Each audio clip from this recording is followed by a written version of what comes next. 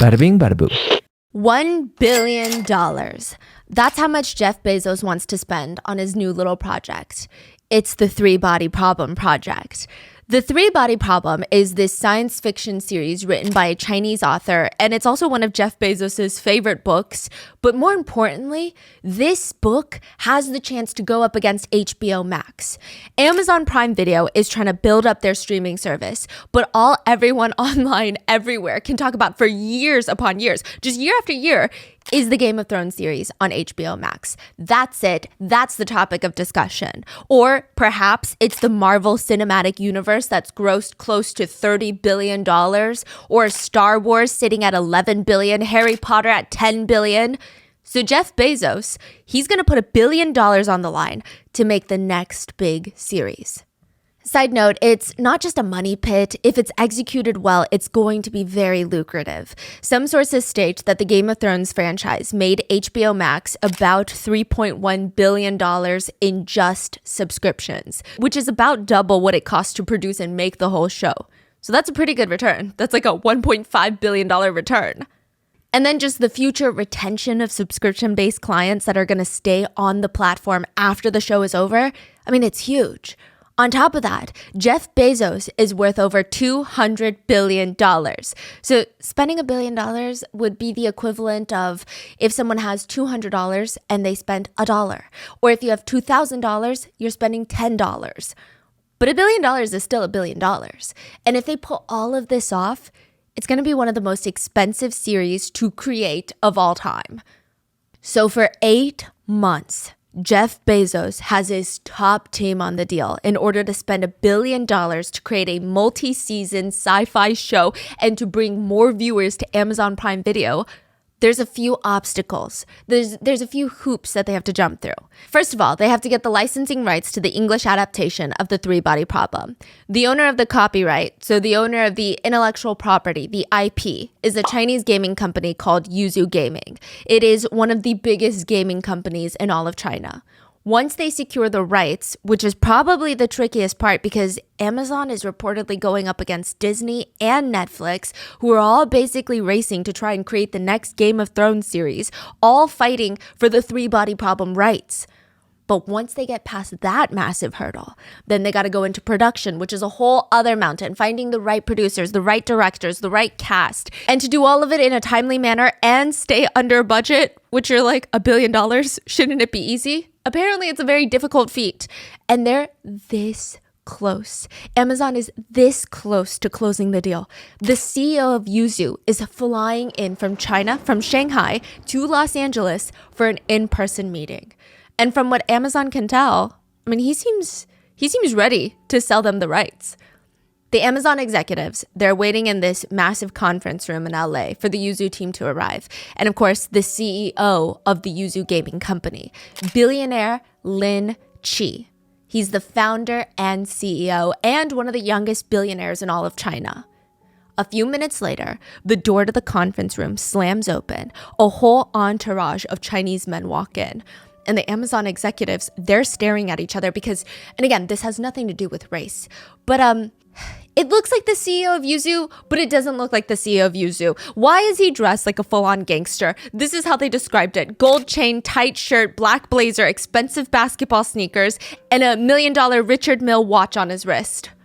The CEO of Yuzu looks like gangsters? Yeah, they said they look like gangsters. The CEO of Yuzu, 38-year-old Lin, he sits down at the head of the table. And this probably does not help with the whole gangster idea, but he sits back on one of those conference wheelie chairs and he kicks his feet up onto the table. Just like, no way. Yes, it is so unexpected. The Amazon team is so confused, but also they gotta act like it's just another normal Tuesday for them. Their legal team pulls out the paperwork. 8 months, almost 3/4 of the fiscal year have been working on this deal, and it's all about to pay off. All CEO Lin of Yuzu, all he needs to do is sign on the dotted line like we all agreed upon, right? Amazon makes some pleasantries with CEO Lin. Likely they're promising him how seriously they're taking this project, how they're gonna bring the three-body problem to the global audience and it's gonna do the series justice. And Lin's got this pen in his hand. Jeff Bezos is about to have a really good day. I mean, they're one signature away from closing this deal. When Lin, Yuzu's CEO, leans back in his chair and he says, "Let's do a joint production instead." And boom, game over. He just blew up the deal because he just asked, "Let's co-produce the show and you don't get the rights to the English adaptation. We'll do it together." The meeting is over. The Amazon team has to now go tell Jeff Bezos, a billionaire, that he indeed is not going to have a good day. But they're not the only ones having a bad day. They realize as they're walking out of the conference room, the Yuzu executives, they look kind of surprised. They look beyond maddened at CEO Lin's last minute idea. And it's very interesting because it seems like the Yuzu team was also taken by surprise too, that their CEO was just going to blow up the deal like that. So he flew in here under the premise of, oh, this deal is closing. But for whatever reason, he just decided not to do it. Last minute. But he flew in here and went through most of the meeting. Right. Yes. So he changed his mind last minute. And it seems like the whole Yuzu team that also flew in with him, they seem surprised too. It seems like that was not the conversation that they had up until this very last moment in this meeting. Got it. The Amazon executive said there was thick tension in that Yuzu executive group.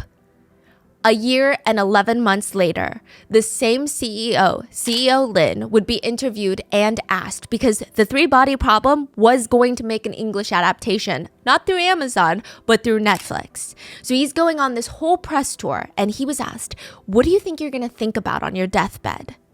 And he responded, "I guess the only thing I don't want to think about is, I don't want to ask myself, how did I destroy the three-body problem?"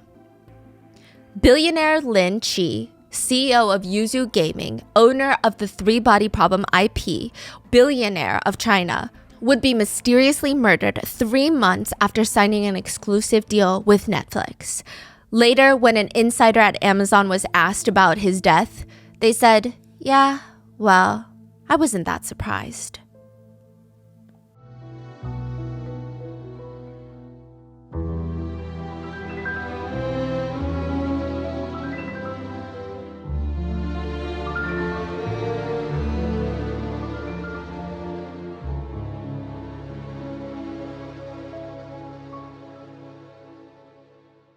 We would like to thank today's sponsors who have made it possible for Rotten Mango to support World Central Kitchen, a nonprofit that is at the front lines.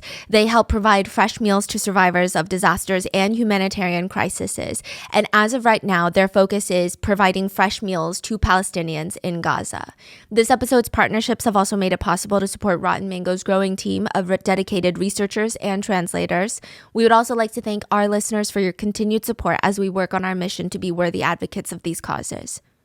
As always, full show notes are available at rottenmangopodcast.com. And before we get started, a few quick disclaimers. I am not a physics expert or a science fiction enthusiast. Even though I am trying to be recently, I did try my best to research the three-body problem plot and universe and a lot of the central themes and concepts, but we did mainly focus our research on the crime of today's case and not necessarily on the book itself. So please, if there's anything that is summarized a bit much or not exactly how it's presented in the book, please let me know. And with that being said, let's get started. Christmas Day 2020. Most of Shanghai is pretty quiet. It's middle of lockdowns. It's holiday season. So most of the commercial buildings, the spaces, they're completely shut down. Doors are locked, lights are off, except one single building in the middle of the financial district in Shanghai, the headquarters for a massive gaming company called Yuzu. Every single floor of this building, every single office, the lights are on. And if you were to get binoculars and look through the floors, you would see people, office workers, just scrambling from room to room, holding papers, holding their phone. They look distressed. They're scrambling to get it together because if they don't, their stock is going to plummet to the ground and billions of dollars are going to be lost. But what is there to say, right? Their founder and CEO was killed. But don't worry, guys. Everything's going to be okay. We're going to publish a new game. He might have been murdered by someone inside the company, but don't worry, don't panic. We've got everything under control.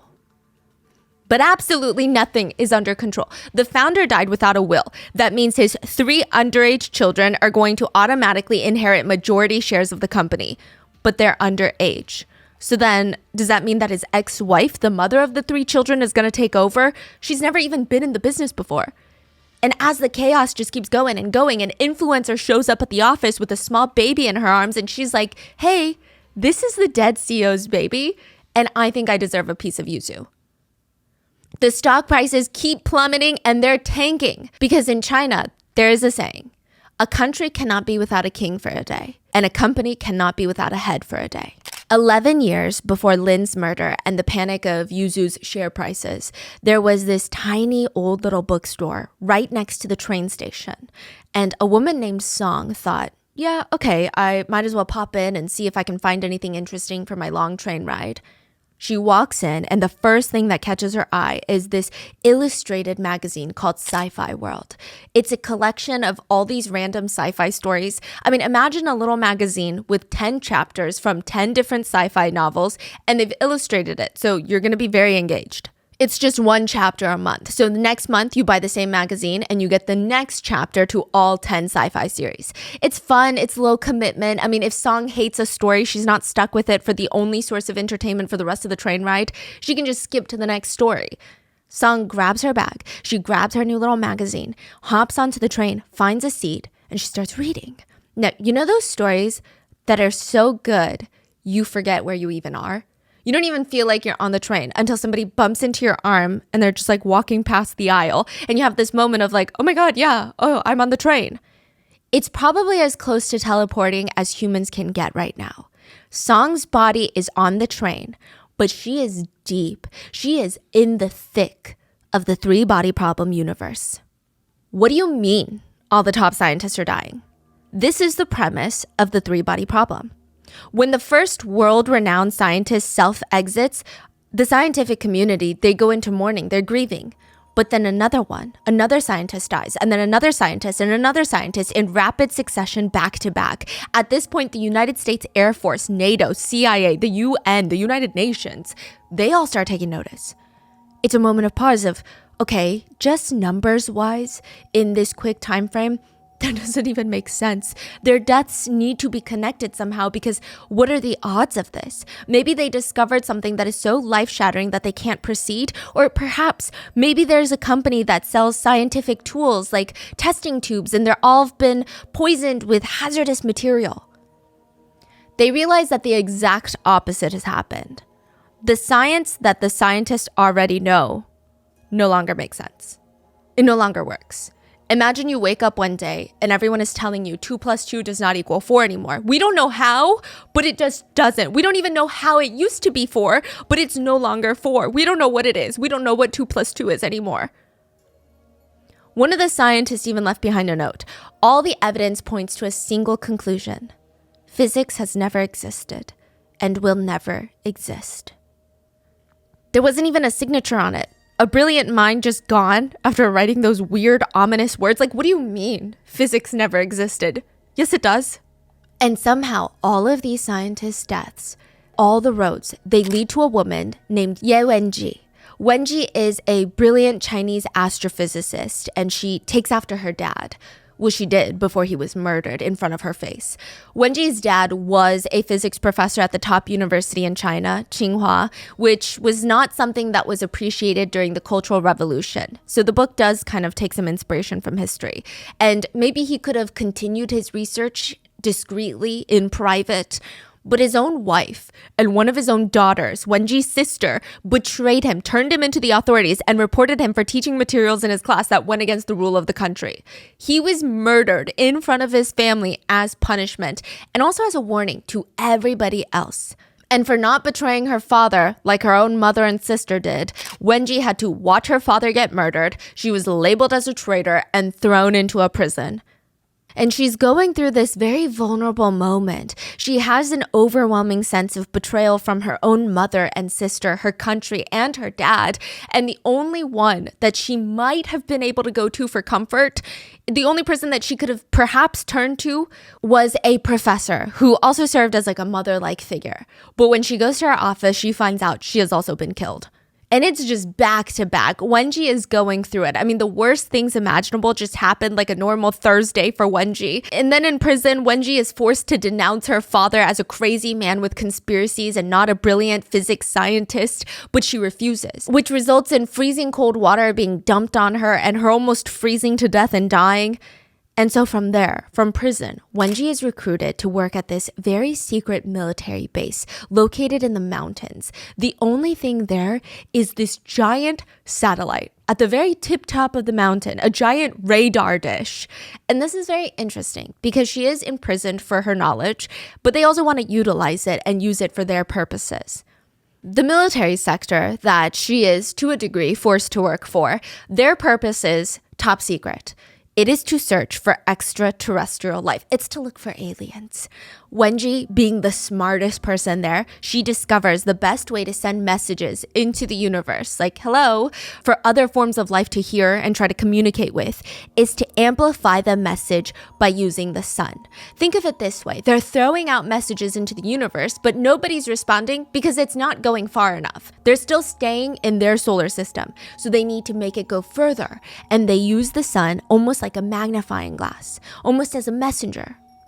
She keeps sending message after message to the sun, and finally, 8 years later, Wenjie gets a message back. She starts freaking out, but she doesn't tell anyone else on the base or even her superiors that somebody responded, that they just received a message. Instead, she silently opens it herself, and the message is nothing like what she expected for the past 8 years. I mean, what do you expect from aliens to say? For 8 years, you just say, hello? The message reads 3 lines. Do not answer, do not answer, do not answer. Wenjie is holding her breath. She's waiting. She doesn't know what that means. And then another message pops up. This world has received your message. I am a pacifist in this world. It's the luck of your civilization that I am the first to receive your message. But I am warning you, do not answer, do not answer, do not answer. There are tens of millions of stars in your direction. As long as you do not answer, this world will not be able to ascertain the source of your transmission. But if you do answer, the source will be located right away. Your planet will be invaded and your world will be conquered. Do not answer, do not answer, do not answer. Wenjie doesn't know it yet, but this is a message from the Santis, which directly translates to 3 bodies. They are aliens that no longer have a stable planet to reside on, and now they want to take over Earth. The green message is flashing on her screen, and Wenjie is strangely excited. She's shocked. She's scared. I mean, for 8 years, she's been sending message after message to the sun, and she had, I don't know, maybe the world's first confirmation right here on her screen that the universe is not empty, that they're not alone in this galaxy, which means whoever is sending this message to her right now is, if her calculations are correct, 400 light years away. Even if they travel at top speed to Earth, they will arrive 400 years later. Wenjie hesitates. What does that mean? Like, what is she going to do with this information? But she has this realization that humanity will never save itself from itself. All humanity does is justify their actions and focus on their own pain. When Wenjie saw her mom again after her dad's murder, because her mom betrayed their father, when she saw the guard that actually murdered her father, they both felt justified. Neither of them apologized to Wenjie. They both felt like it's normal to inflict pain on others because they themselves are in pain. Humanity is selfish. Humanity is incapable of solving its own problems. Humanity is actually beyond saving. Unless someone from the outside can help. So she clicks send. The message she sends reads, "Come here. I will help you conquer this world. Our civilization is no longer capable of solving its own problems. We need your force to intervene. And now, start the clock." The extraterrestrials are coming for Earth, and who's to say that they're going to listen to Wenjie? Who guarantees that they even care about our civilization's problems? And that's it. That's the end of the chapter. And Song, the woman on the train reading this, she's getting frustrated. The other little chapters in this little magazine, they don't even compare to what she just read in the 3-body problem. What's going to happen? I mean, I don't even understand. The rest of the train ride, she's just waiting for the train to stop so that she can run off, find the nearest bookstore, and buy the whole freaking novel, read it start to finish, analyze it, get into the story. Hi, I'm looking for the novel called 3-Body Problem. The bookstore clerk says, sorry, never heard of it. You can try an older bookstore if you need, but I don't think that sounds like a new book. Song runs out there and goes to the next bookstore. Hi, I'm looking for the novel called 3-Body Problem.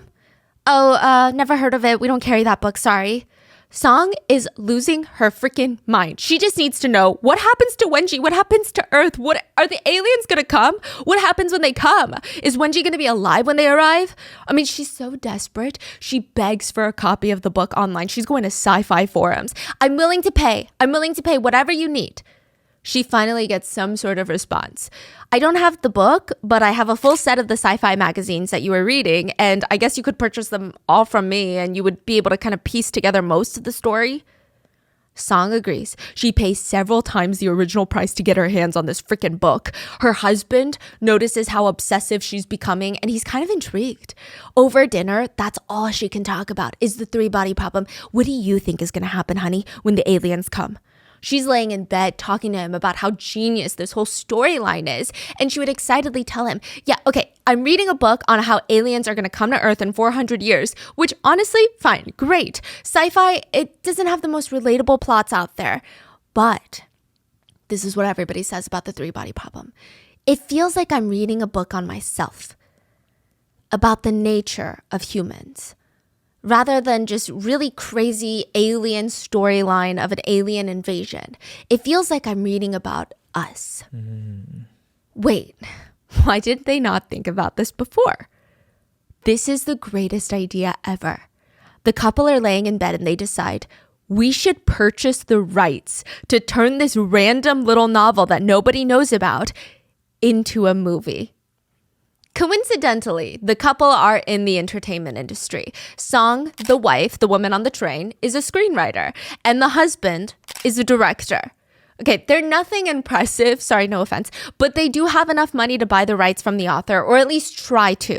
Song calls the magazine customer service line to ask for the author's contact information, and they go to meet up with him. There's a factory in the mountains of China where a man named Lin Qi has been working for the past 25 years. We're going to call him LC. Well, define working. He was employed in the factory in the mountains. He was getting paid, but he wasn't really working. That's what some sources say. He was assigned to his position by the government, and everyone was assigned a computer to work on every single day, but nobody knows what they're doing. They were just assigned this random job, but also their managers don't know what they were doing because they were also assigned their managerial jobs. So nobody knows what they're doing in this factory. All the employees would do is come in, sit in front of their computers, and just tippy-tappy away. They would look like they're doing some legitimate work, and as long as you don't look suspicious, nobody's going to investigate what you're typing away on your screens. And it's likely that while Elsie is sitting there, he starts kind of losing his mind. He's going to plop over from boredom and understimulation. He's just thinking up random ideas, and he comes across the 3-body problem plot in his mind. It just kind of comes to him, and he doesn't think much of it. And he said, it started off like a short story, but it just kept growing and expanding in my mind like a plant. And he would start tip-tapping away on his work computer, just writing his book. And he said, I especially really liked those low-quality monitors at work where you can tilt the angle of your screen just a tiny bit, and nobody can see what you're doing. Allegedly, that's how he wrote the 3-body problem book. He published the first book to the series, the trilogy, the 3-body problem, in 1999. And then nothing. The sales were underwhelming, and he just kept working away at the factory. Nobody knew that this would be the book that former President Barack Obama, Meta CEO Mark Zuckerberg, Game of Thrones creator George R.R. Martin, and Amazon founder Jeff Bezos would be absolutely fascinated by. Former President Barack Obama would say, this series is wildly imaginative. I mean, just really, really fascinating. The sheer scope of the book was immense. It's made day-to-day problems with Congress at the time seem fairly petty. The book, written in the factory in the mountains, would go on to sell 9 million copies worldwide. But at the time, Elsie did not know any of that. He was barely making any money from the books, and he just got laid off from his job. And he is about to get taken advantage of. Now, I would not feel too bad for this author because he has made some really unhinged comments that I can't even really dive into because some of our relatives that live in the area that has asked us not to comment because my comments can impact their lives. Yeah, don't feel bad for this guy is what I'm trying to say. So at this point in time in Elsie's life, he has no idea that everything is about to change if he just sticks it out for perhaps another year, that he's going to be known as the father of science fiction in China. Instead, he makes a deal with who I imagine he believed would be the closest to the devil at that point. In 2009, right after being laid off by the factory, this is 10 years since he published The Three-Body Problem. Elsie's got no money to feed his kids. He's got nowhere to go if they get kicked out of their home. He's pretty much hit rock bottom when this random couple calls him. The husband is a director, the wife is a screenwriter. I don't know. He's never heard of him. And they start offering him random figures for the IP, the intellectual property for The Three-Body Problem. They know that this guy is struggling. They know that the author just got laid off. And they know that even when he was working in the factory, he was making like $100 a month. That's $1,200 a year. Now, I just want to put a disclaimer here. It is not publicly known how much the couple paid for the IP, but it is rumored to be around the ballpark of 15,000 USD, $15,000. That is like nothing. And the couple probably knew that since they work in the industry and they know that the author really, really needs the money. Song and her husband, they get really aggressive with it too. So they purchase the IP for all of the movie and TV rights for all 3 books of his 3-body trilogy. The Three-Body Problem, Dark Forest, and Death's End. The author hadn't even finished writing the 3rd book yet, and they wanted the movie rights to the future work. So to clarify, the author has other series that he's written that have also become super successful. He maintains the royalties off the book sales of the Three-Body Problem. He's just selling the movie and TV rights, as well as merchandising rights, like the intellectual property to turn it into games, to turn it into a theme park if they so wish. So this couple, they're getting the deal of a lifetime. People liken it to picking up a rock on the street, just a random rock, dusting it off, only to discover it's a 10-carat diamond. Like, what are the odds of that? Do you know what the Fermi paradox is? Imagine you're in your front yard, watering your flowers. Your family is inside your house, dancing to music while they're cooking up a breakfast. Your dog is running around in the backyard. You're busy swatting away all these bees. And oh my God, you see this cute little bird on your bird feeder. And there is just so much life on your house, outside on the lawn, inside your house. But then when you look to your left, where your neighbor is supposed to be, if you had one, it's just a barren desert land. You have green grass. You've got all these cute little animals and birds flying around. You've got all of this. And to the right is just a barren desert land. And then you look to the other side, to the left, more barren desert land. So one day you get curious. You send a drone out for as long as the drone goes, and you send it all the way down what would be probably down the neighborhood. Nothing. There's nothing, just barren desert land. So then you hook up the drone to the biggest battery you can find and send it all the way out, and it comes back and it's just barren desert land. It doesn't look abandoned. It doesn't look like someone was there and then left. There's just no signs of life anywhere outside of your tiny little lawn and your tiny little house. So your house is in the middle of the desert. Yeah, and you're the only one with green grass and all these animals and plants that are thriving, but that doesn't make any sense. Because what are the odds that you found the only patch of livable area?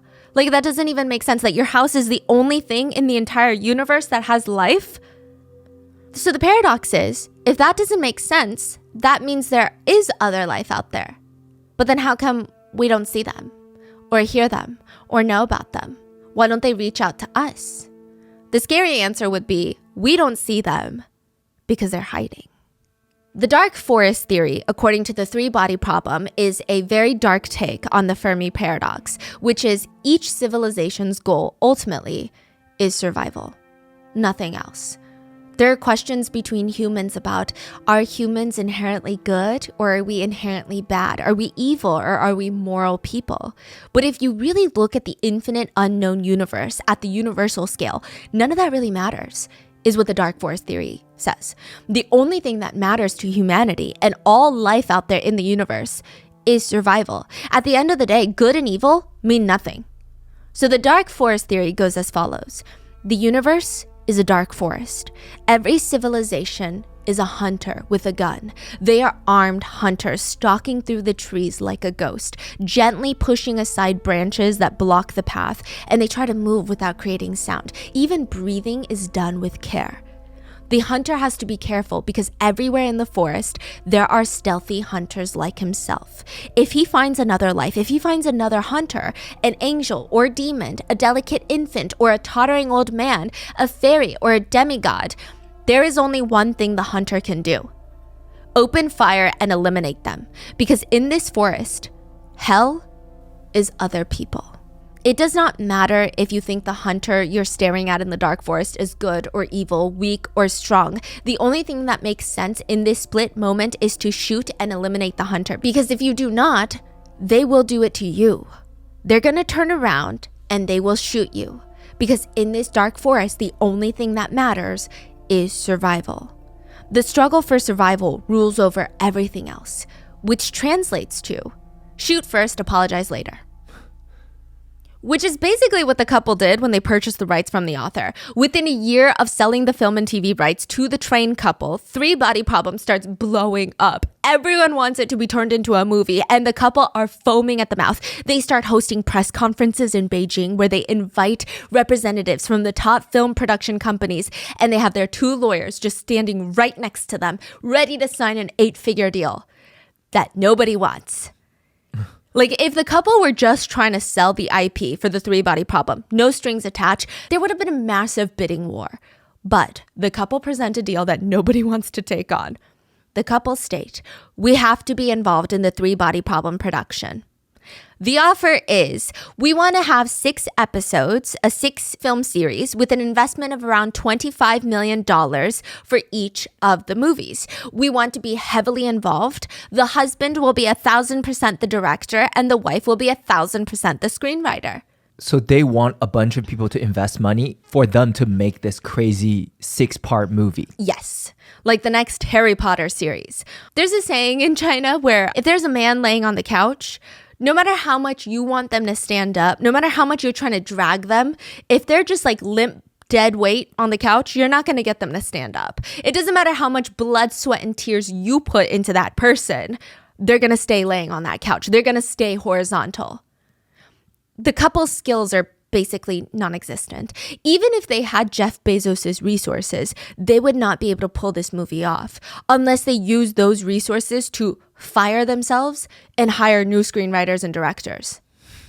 I mean, no offense. Okay, like they're that bad, just objectively speaking. The husband, the director, he had never directed anything of this kind of magnitude with this kind of budget. It's like giving a person who's only recreationally kayaked, maybe they kayaked once or twice in their life, giving them the steering wheel to a mega yacht or a massive cargo ship, and then expecting them to do a good job at sailing the boat. Nobody's going to have a good time. It's going to be rough waters. And that's not my personal opinion. You know how movies and shows are reviewed and they're rated on a scale of 1 through 10? Even if you were to take every existing work that the couple had already completed, they had, I think, 2 TV shows, 4 movies prior to all of this. If you added up all of the scores, it would still not hit the 2 digits. It would not hit 10. I mean, they're all rated horribly. I think the highest rating that they ever got was like a 5. Yeah, it's pretty bad. The investors, entertainment companies, production companies, nobody wants it. Not even the fans. They're terrified. They were all over social media at this point because remember the part in Three Body Problem where the main villain, Wenjie of the series, gets a message from the aliens saying, do not answer, do not answer, do not answer. Mm-hmm. Well, fans responded to the couple's multi-million-dollar proposal with the words, do not film, do not film, do not film.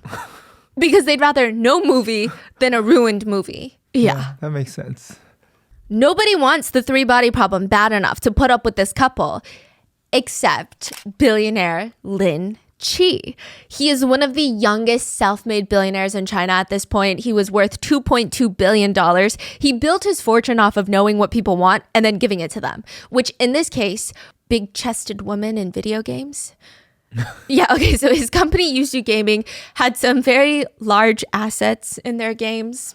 Yes. One of their biggest games to date is called League of Angels, which features very exaggerated characteristics in their design process.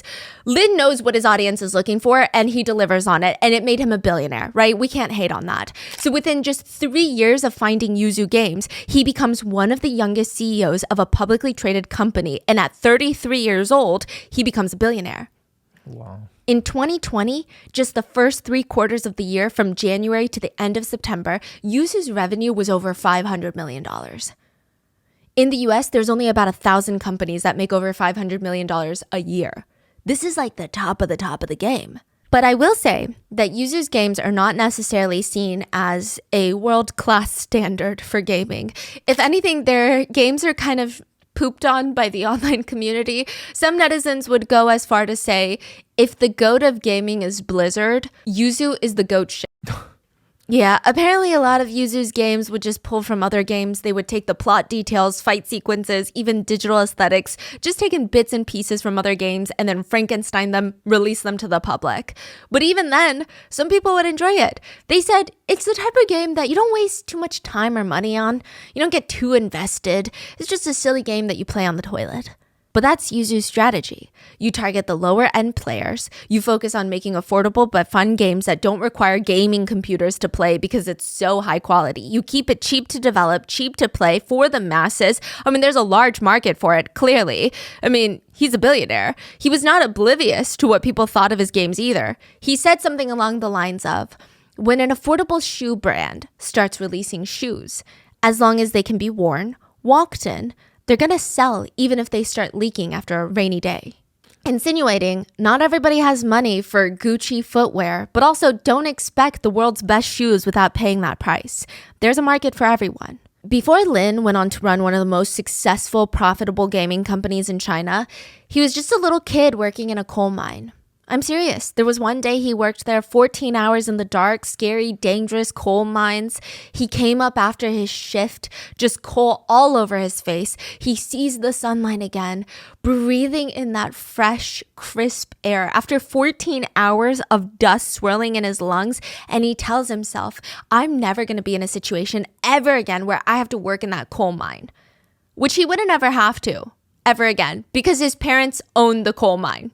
Yeah, Lin is the son of a wealthy businessman who owns a few coal mines, and they made him work one singular day in the coal mines as a wake-up call.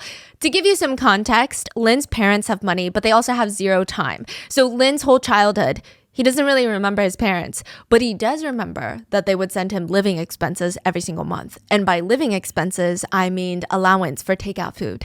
He would have to buy takeout every day for him and his little sister. He was likely one of the wealthier kids in the neighborhood, but every day he was starving. He was forced to beg his neighbors and family and friends for cash. What happened to the money that your parents sent you? What are you talking about? You need money.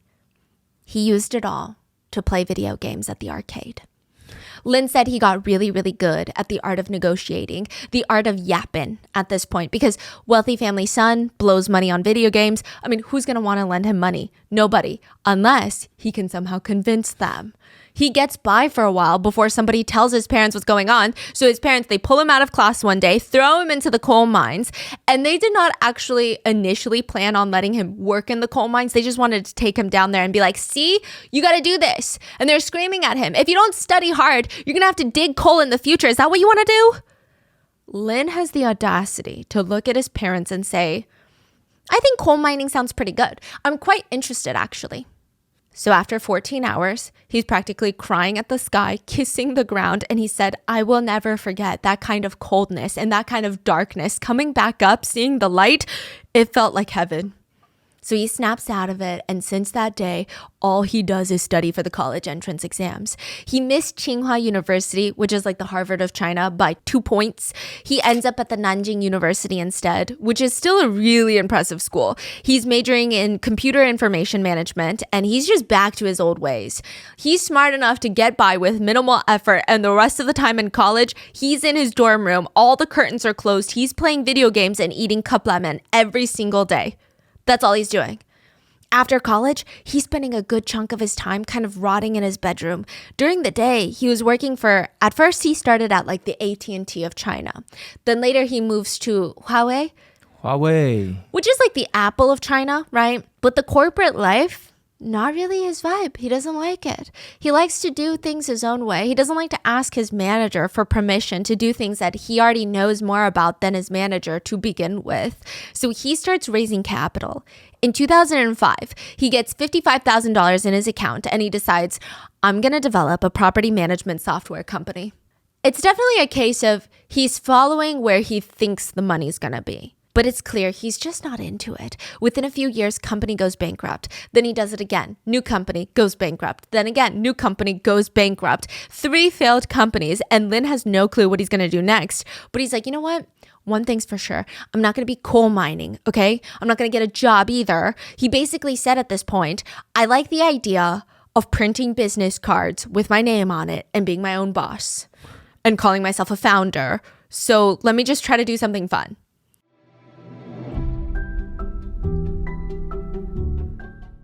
So many of our friends and family have been starting small businesses, and I'm so excited for them. I love seeing people go after their dreams. And if you or anyone you know is starting a small business, I'm going to give you guys the same advice I always give my friends. If you're selling any kind of product, you need to look into Shopify. Shopify is the global e-commerce platform that helps you sell at every stage of your business. From the launch your first online shop stage to the first ever real life store stage, all the way to, did we just hit 1 million orders stage?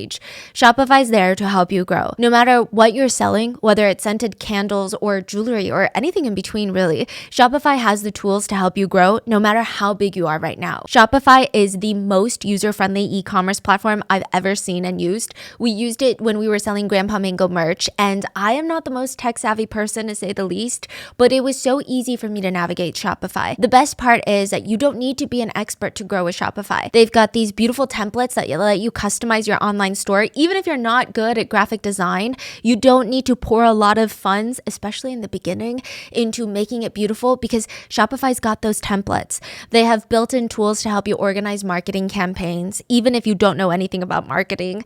Shopify even has a built-in AI tool called Shopify Magic that helps you create product descriptions, generate FAQ pages, and even send emails. It's kind of like having a personal AI assistant.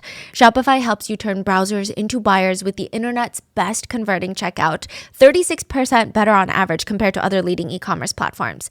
Shopify powers 10% of all e-commerce in the US, including Allbirds, Rothy's, and Brooklinen, and millions of other businesses of every size across 175 countries. So if you're a business owner and you want to scale your business this year, you need to check it out because businesses that grow with Shopify. Sign up for a $1 per month trial period at shopify.com/rotten, all lowercase. Go to shopify.com/rotten now to grow your business no matter what stage you're in. Shopify.com/rotten.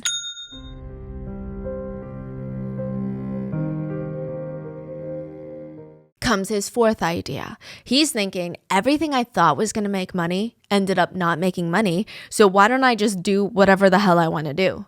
He founds Yuzu Gaming in 2009. I mean, he technically, I guess you could say, has 20 years of experience in gaming because he would do that like 15 hours a day, and he starts working. Back then, there used to be games where you would have to purchase the CD for, which I still believe exists, but you would have to get a CD, put it into your computer, and then you would play the game on the CD, and it was just a lot. But around the time that Yuzu was founded, it was the beginning stages of internet games where you would just get on your little computer and instead of going to the store buying a CD, you would just type in Tetris.com, and without going to the store, you would be able to play Tetris on your computer without a CD. Yuzu was one of the bigger web game companies for a while.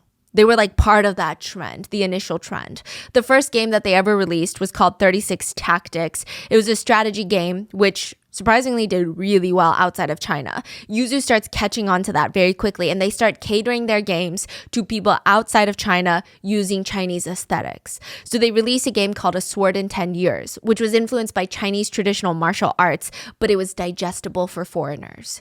So it does really well. By 2011, the company was consistently launching games every month or every other month. And by then, Lin's personal net worth broke $1 billion.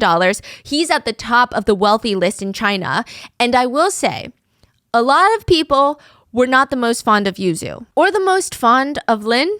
He was someone who really appreciated the finer things in life. He's one of the youngest CEOs on the billionaire list, and he definitely was not afraid to spend money.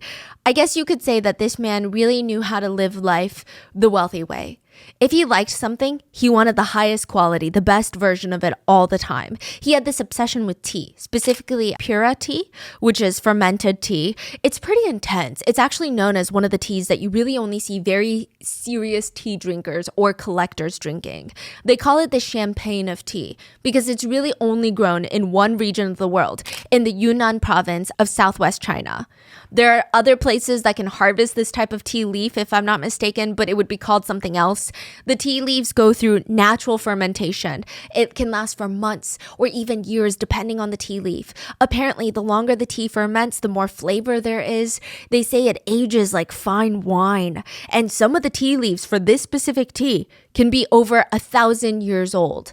Like the top of the line can easily go for $5,000 a pound of tea leaves.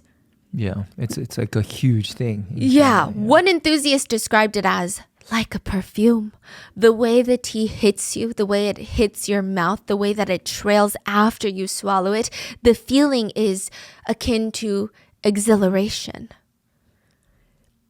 Lin would send his assistants or his tea collectors specifically to that region in China that makes that tea to purchase it on site because he doesn't want to just get a random bag of tea. They need to pick the specific tea leaves. He was very serious about the things that he liked. He also very much likes wine. So he created his own little wine fund where he invested $5 million just to acquire the world's finest wines. He even constructed this massive kitchen next to the Yuzu headquarters where he had 2 Michelin star chefs sitting around, just on standby, ready to cook a meal for him whenever he has a little craving. I mean, he truly was a character. The CEO of Meituan, which is like the Uber of China, said this about Lin. He's got the strength of a dragon and the fierceness of a tiger. He's full of energy. He's a force to be reckoned with. And more on that, more on the fierceness of the tiger aspect. Apparently, Lin is incredibly hot-tempered. He's got this short fuse. There's allegations that he could not even go 10, 20 seconds without interrupting someone. But other people said, well, not really. I mean, I guess you could put it that way, but it's more of the fact that Lin is super direct and he's very intense when he's expressing his thoughts compared to other people. People who are not used to his level of passion, they would call it a bad temper. That's a very nice way of putting it. I mean, perhaps both are true at the same time, but all I know is Lin is a very polarizing figure. Either people love him and respect him, or they love, respect, and fear him, or they hate him, despise him, and fear him. Because one way or the other, how do you not fear a billionaire? Some of his other billionaire friends said, I just think that the public is scared of his ambition. He was always there holding a glass of expensive wine, talking about his imaginative thoughts for the future. The guy is full of dreams. And his next ambition was to globalize the Chinese entertainment industry. Eventually, Lin wants to pivot Yuzu away from affordable online games to real content. He said, in the early days, Yuzu's team goal was simple and pure: get things done. To be honest, I'm a very realistic person, but my reality is different from ordinary reality. I think games can make me wealthy and enable me to create value. Only when you have money can you realize your ideals and dreams. And his dream was to create a new IP that would live on even after he's gone, a whole legacy, create a whole universe that would rival the likes of Harry Potter, Star Wars, Lord of the Rings. I mean, isn't that crazy? One person or a few people, they think of something in their minds. They create this fake universe, and it's so good that it becomes part of the real universe, that everybody loves this world, that it becomes part of the real world. That's deep. That's what Lin wants.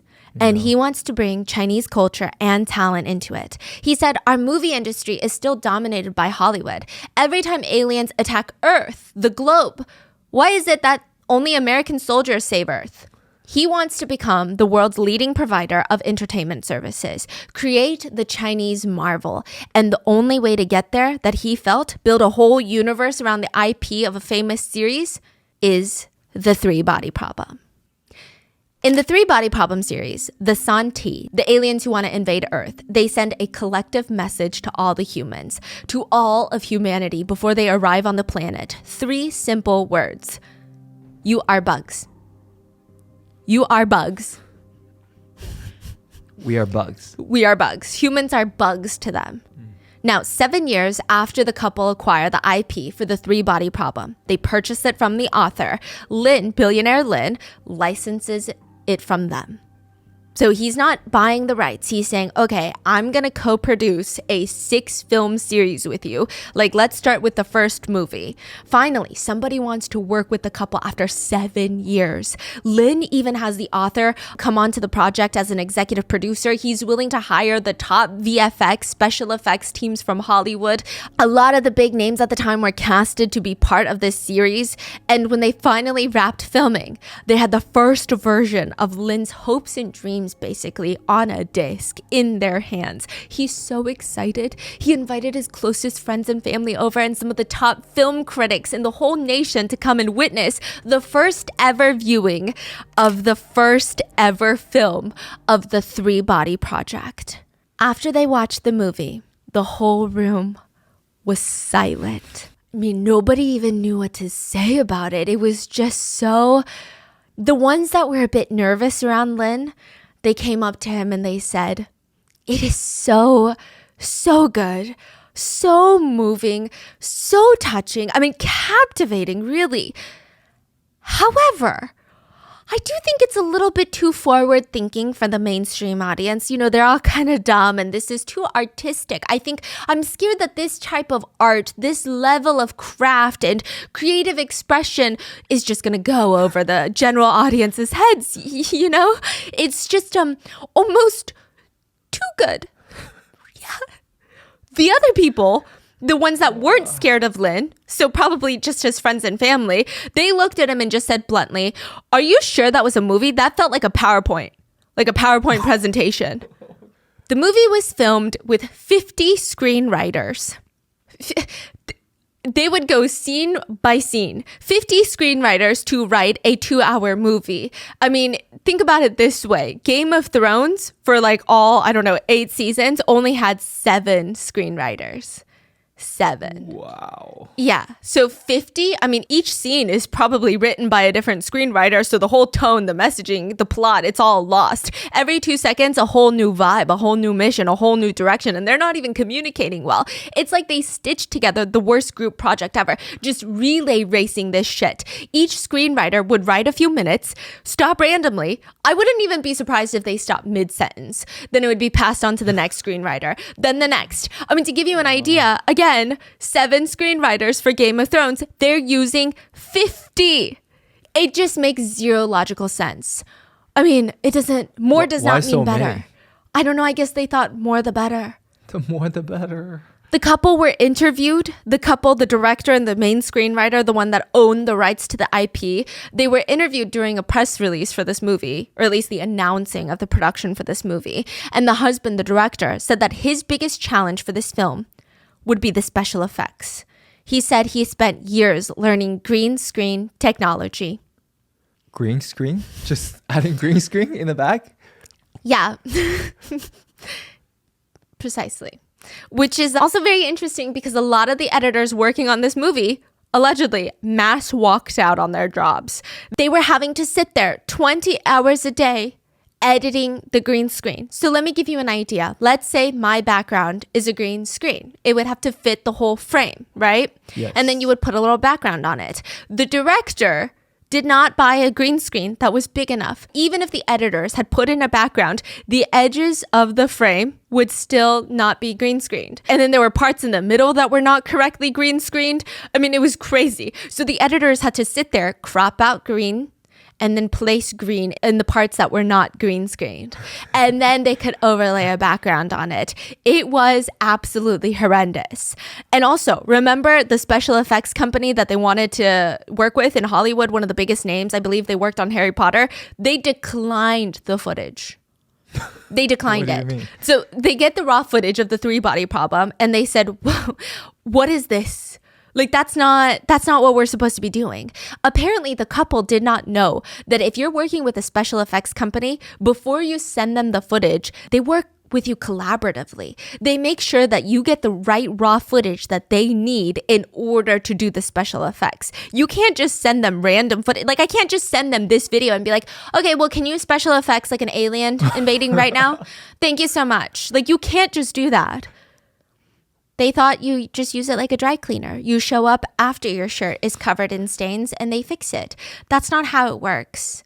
Also, I don't think that the special effects company wanted their name anywhere near this project. By all accounts, it was probably the worst movie made in that budget range to date. The couple end up taking the footage to a domestic special effects company, which I'm sure they're great, but they're no world-class leader in special effects.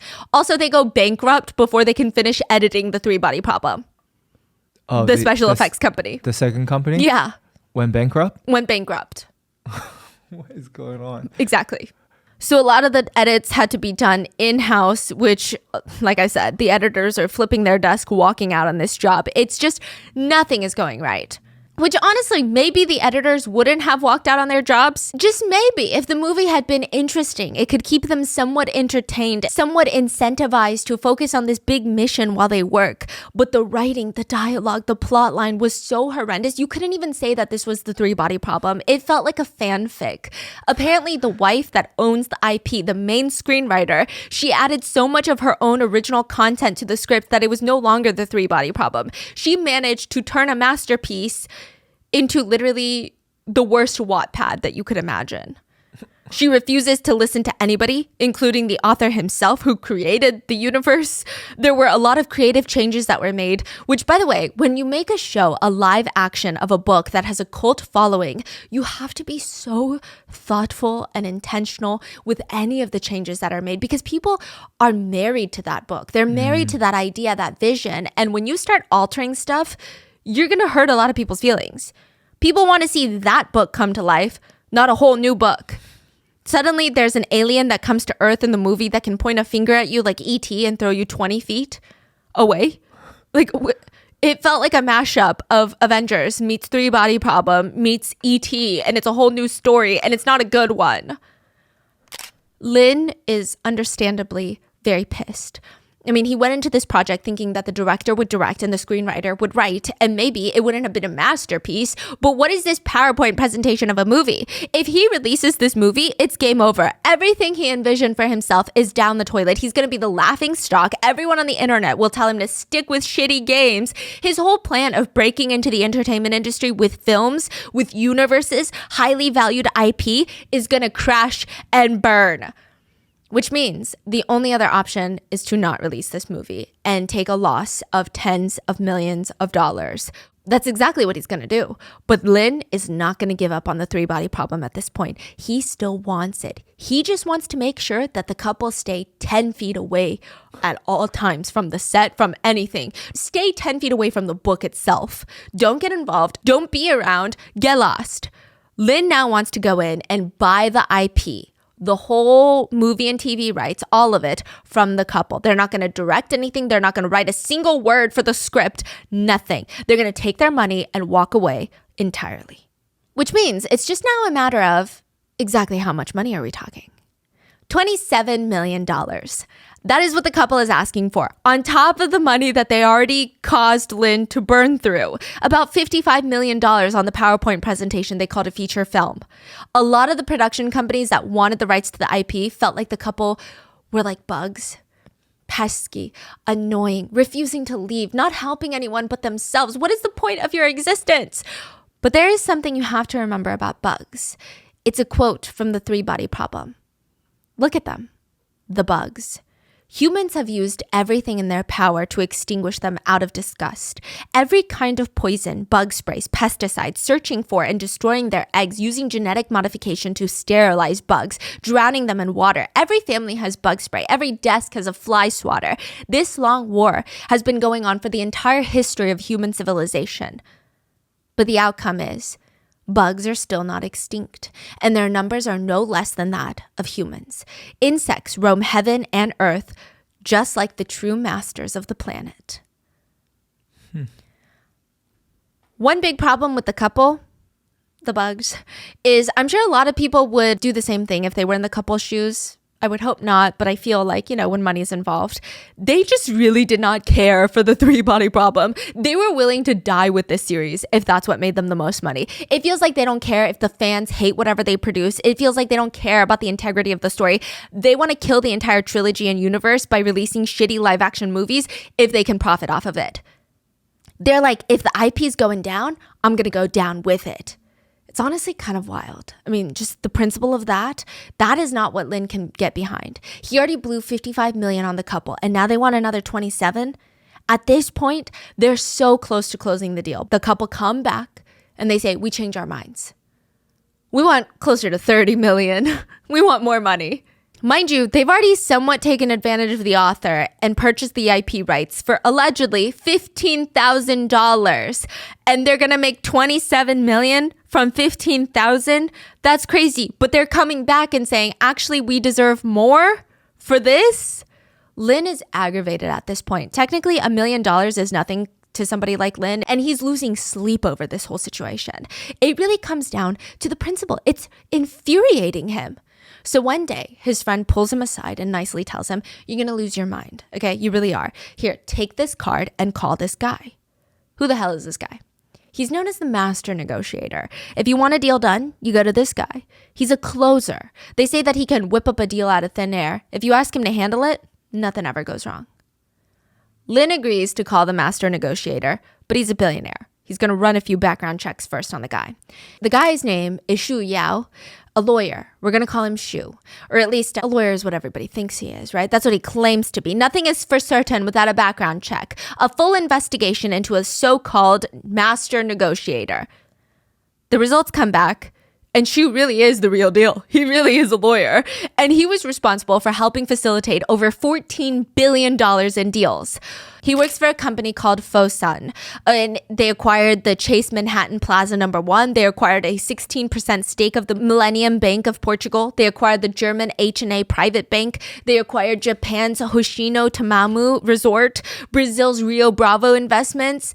This guy's resume is impressive. He facilitated most of those deals. He studied law in France, then went to the US, worked for the Hong Kong office for the top US law firm at one point, and now he was the general legal advisor for the Fosun Group, a huge conglomerate in China. He was rumored to be the president of Fosun Group's right-hand man when it comes to mergers and acquisitions. He leads the in-house legal team, and under his guidance, they won Asia's best legal team of the year. Wow. So, I don't know. Maybe Lin's friend was right. If anybody's going to get him the three-body problem IP, it's going to be Shu. Lin books a meeting with Shu, and he just cuts to the point, okay? 2.5 million a year. You know what? Make it closer to 3 million a year. Leave your firm and come work for Yuzu as in-house counsel. That's the deal Lin is offering Shu. He's trying to poach the guy, and he's becoming very aggressive with it. On top of the $3 million a year, if you get this deal done, you can be the president of the subsidiary of Yuzu, the three-body problem universe. Oh, so he wants him to work for him for $3 million a year and also be the president of three-body problem universe. You will be one of the highest executives in Yuzu, running one of the world's greatest IPs. I mean, that's pretty good. How do you say no to that deal? Within 120 days, 4 months of joining negotiations, Shu closes the deal. Instead of the over 27, close to $30 million the couple originally asked for, in 2018, Yuzu purchases the IP for the three-body problem for $16 million. The three-body problem IP was now Lin's, and Shu was officially the president of the three-body problem universe. In order to understand the three-body problem, I think you have to understand the two-body problem.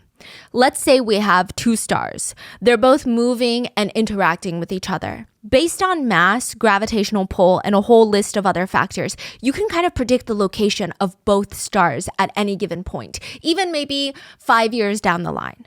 Disclaimer, technically our solar system is not a two-body problem, but for simplicity's sake, just imagine Earth and the sun. Earth orbits around the sun at a certain speed and distance. It's predictable to a degree, and for a certain period of time, it's going to be the same route. You can calculate it mathematically. But then you add in a third body. Let's say you add in another sun, the same mass as the sun that we have right now. You've got these two giant masses, the suns, that are almost in a way fighting to bring our Earth into their orbit. They're just fighting, and we're just getting flung around between the two suns. But then you can add another sun, and now you're flinging around between three suns. The three-body problem is a real problem in physics. It's not a problem that the book came up with. It's considered a mathematically chaotic system. You cannot analytically, with much accuracy, predict the future of the three-body system. Because even if you change the environment, even if the smallest increment of distance has been altered, the whole system goes completely chaotic. And the result becomes exponentially different from what you have calculated, which makes the three-body problem mathematically unsolvable.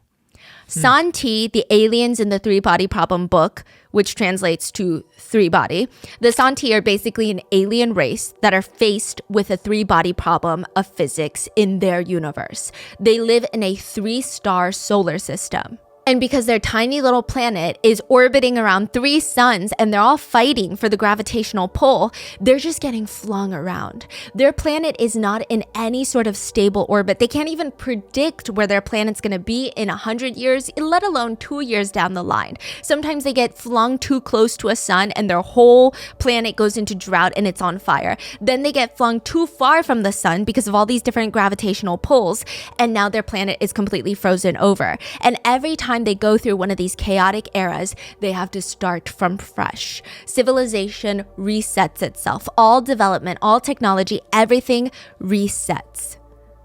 Except there was one recent time period where the Santis were able to technologically advance to the point where now all of them, most of them, have left the planet. They're like nomads, space nomads. They live in their vans.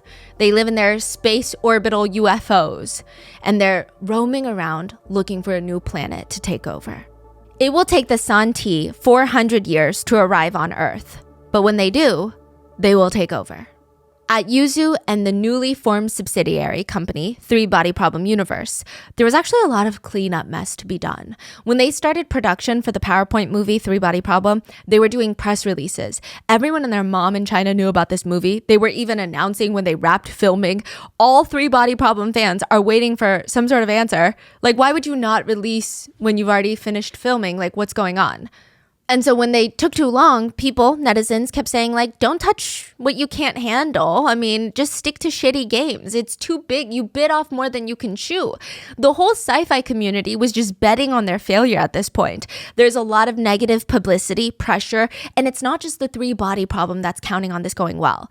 Like I said, Lin has a whole vision of overtaking the entertainment industry globally. So the first thing he does cannot be a massive flop. He decides to fully scrap the $55 million project and start fresh. He said to the public, there were various objective factors that led to the failure of the three-body problem in the past. Today, I have to face those problems alone and bear the responsibility. We have to start from scratch. There is a blank sheet of paper and no baggage now. The new plan now is start the universe with 3 movies, 2 Chinese drama series, 1 English drama series, 3 seasons of animated versions of the three-body problem, audiobooks, podcast. The films alone, Yuzu is estimating spending close to $190 million to produce 6 films. Then eventually they can head into VR, video games, art, music, publishing, even offline experiences like exhibits, art installation, theme parks, three-body problem themed escape rooms. The objective here being cover every single demographic. The three-body problem has a lot of fans now, but create a cult-like following. That's the plan. In order to execute, they're going to need a full team, but also some strong leaders. Lin, the CEO of Yuzu, will be heavily involved. Shu, the lawyer turned president of the three-body problem universe, will also be heavily involved. And Lin brings in the third guy, Zhao. a young, experienced executive who will serve as the vice president of the three-body problem universe. But like I said, the problem is three bodies are chaotic. And now Yuzu has a three-body problem. September 2020, a lot is happening in the three-body problem universe. The IP is finally going somewhere. Okay, it's been, 2 years since they purchased the IP, and now it's doing something. There's at least 3 main big projects in the works. A live-action drama series, 30 episodes, shot in China by a Chinese company, Tencent. It's like the Meta or Facebook of China, if you will. They're going to release it mainly to the Chinese-speaking audience because it's fully done in Chinese. Then another Chinese production, an animated version of the series for Bilibili, which is like the YouTube of China. Lastly, probably the most exciting news for Yuzu and CEO Lin, Three-Body Problem was going to be made into an English sci-fi drama after months, potentially even close to a year of nonstop negotiations, meetings, phone calls, weird meetings with Amazon executives, attorneys. Netflix beat Disney and Amazon and secured the rights for the Three-Body Problem. Not a co-production, they secured the rights. I mean, okay, a bit more about this Netflix deal, because when it was signed, it was a pretty big conversation amongst Three-Body Problem fans and China since it's a Chinese series. It is believed that Netflix paid Yuzu around $16 million just for the rights for the English adaptation of the series. And they're going to spend another $20 million per episode, with 8 episodes in total to create season 1. That is $160 million for season 1. That's just the production cost. To give you some context, Netflix spent about $2.5 million per episode to produce Squid Games, one of its most profitable shows. The Witcher and The Crown were reportedly said to have a budget of around $10 million an episode. Three-Body Problem is going to be double that. It's a little bit more than One Piece, which had the budget of $18 million per episode. Wow. And one of the only shows that top that budget is Netflix's most expensive show to date, Stranger Things, which had a budget of around $30 million per episode. Wow. Showrunners that did the whole Game of Thrones series for HBO, industry legends at this point, David Benioff and D.B. Weiss, they're going to be the showrunners for the Three-Body Problem universe in English. Side note, most of the Game of Thrones had a budget of $10 million per episode. It wasn't until like the final, I want to say 1 or 2 seasons, it was $15 million per episode. So this is a lot more than that. Every single episode of Three-Body Problem is going to be more expensive than Game of Thrones, which most of that cost, I'm assuming, was allocated for special effects. Later on, when the show was released, people who worked in special effects, they said, no, don't get me wrong, Three-Body Problem is a great show. Really cool. Watching it though, because I work in the industry, is like watching people or someone pile up $1 million in cash and then light it on fire. You're just burning through money for a few minutes of cool effects. Every few minutes, it feels like, okay, that's $300,000. Okay, there goes $1 million for a 2-minute clip. Okay, that's another $500,000. Just burning money. So think about that next time you watch a sci-fi show. David Benioff and D.B. Weiss, the Game of Thrones showrunners that are now handling the whole project, interestingly enough, they've actually worked with Yuzu Gaming in the past. Yuzu was licensed to create a game based off the HBO series, and they made Game of Thrones Winter is Coming, the video game. So Yuzu worked with them. I don't know how directly they worked with Benioff and Weiss, but they did work together to a degree. Now, there are some layers of public reactions about Netflix acquiring the English rights. September 2020, there were so many conversations. So first of all, in the past few years, this feels like one of the biggest projects, most expensive projects to bring a Chinese story to Western viewers. A lot of Chinese fans were super excited and super nervous because there's so much nuance in the Chinese culture and history, and how it's going to be depicted, nobody knows. Netflix does end up changing a lot of the characters. They describe it as globalizing the story. Their argument being that it's not necessarily just an in China story. I mean, the aliens are invading Earth. Every country's involved. Apparently, the author agreed to it, and they wanted it to feel more inclusive to the West. But still, a lot of Chinese netizens were upset because only a third of the cast of one of the most significant Chinese sci-fi series were of Asian descent. A third. There were also some mixed feelings about having the Game of Thrones showrunners be in charge of Three Body Problem. I mean, most of the reactions I would say were positive because they're influential, iconic, yes, great. But other netizens were hesitant considering the last season of Game of Thrones is known to be one of the most disappointing seasons in TV history. But it does seem like they're taking it seriously. The Game of Thrones showrunner said, it's one of the first things we'd come across since Game of Thrones where we were actually scared. Like, we knew that this was going to be hard, and that's why we knew we had to do it. Wow. Another interesting aspect to the Netflix production is there is a lot of elements of not just Chinese history in this book, but also so much physics. I mean, it's science fiction, so of course it's not real and it's fiction, but this series is so heavy on the science part. It's not even the fun stuff. It's straight up physics. Apparently, Netflix offered a Physics 101 class for almost everybody that was working on the show. They had an astrophysicist as a consultant for the show. He was just on speed dial for any and all questions. Just the sheer amount of science that is pertinent to this plot of this series is crazy, and it's going to make the show very, very difficult to create on a visual scale. I mean, think about it. It's one thing to read about how something starts as 10 dimensions. Imagine 10 dimensions in your head, and then it folds, collapses into 9, 8, 7, 6, you get it, until 2. How do you show that visually, from a visual standpoint?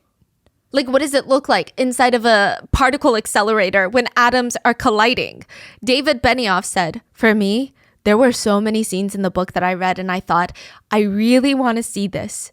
Throughout the whole trilogy, there were so many scenes that are so thrilling to read, but also as a TV writer and producer, it's deeply intimidating because you're thinking, how are we going to show multiple dimensions on screen? How is that going to work? I literally can't visualize some of the things that are described in this book.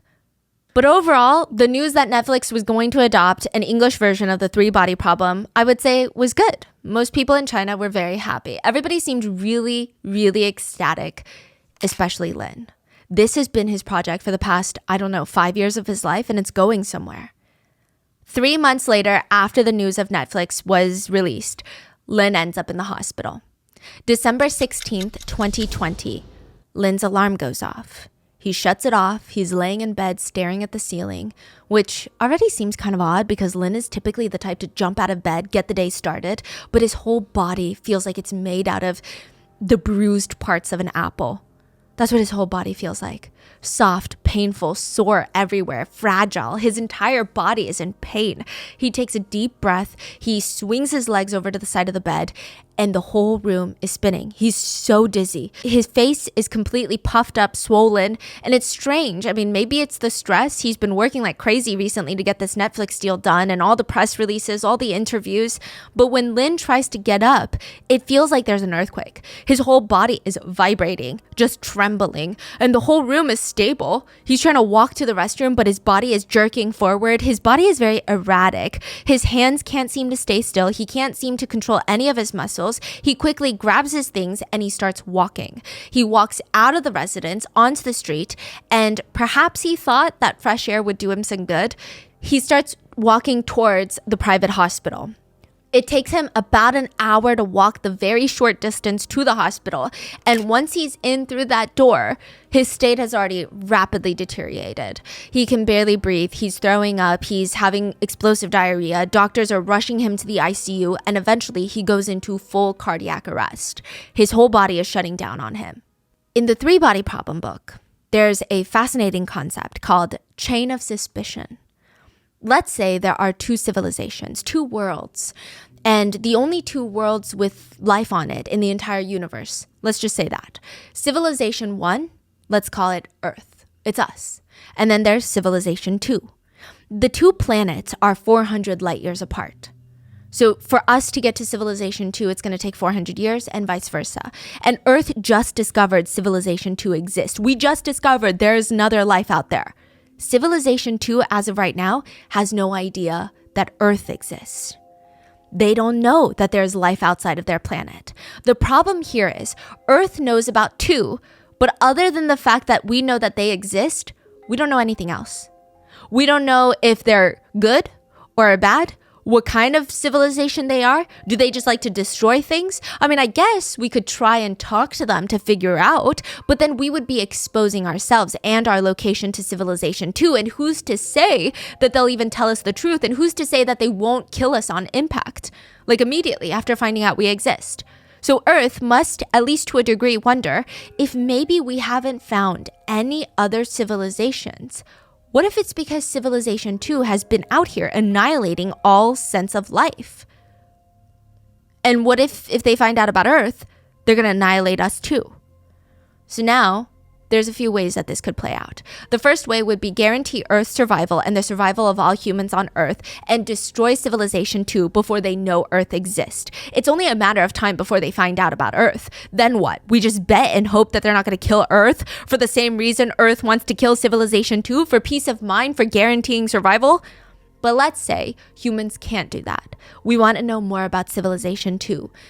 Then we'll figure out what to do next. So we reach out. Now civilization 2 knows about Earth. Perhaps they kill Earth instantly, or perhaps they interact with Earth. Now the problem is there's so many things that make this very complicated because there's so much more now that we have to factor in, like a technological explosion. So the way that Netflix describes it is it took humans 90,000 years to get from hunter-gatherer to farmer. And then it took humans another 10,000 years to become industrialist. Then 200 years for atomic power. Computers, the information age, another 50 years. Meaning on the scale of the universe, the amount of time to get from hunter-gatherer to where we are now, it feels slow, it feels very gradual. But on the scale of the universe, it's like a burst. A technological explosion. And who's to say Earth does it the fastest? So with that in mind, if Earth reaches out to civilization 2, they discover one of two things. Maybe they discover that civilization 2 is weaker than Earth, and they seem nice. But what does that even mean? You can't just take that for face value when you have the whole weight of humanity's survival on your shoulders. That means right now, civilization 2 is weaker than Earth. But after Earth reaches out, that might be the perfect catalyst for them to have a technological explosion. Because according to the book, quote, staying alive is not enough to guarantee survival. Development is the best way to ensure survival.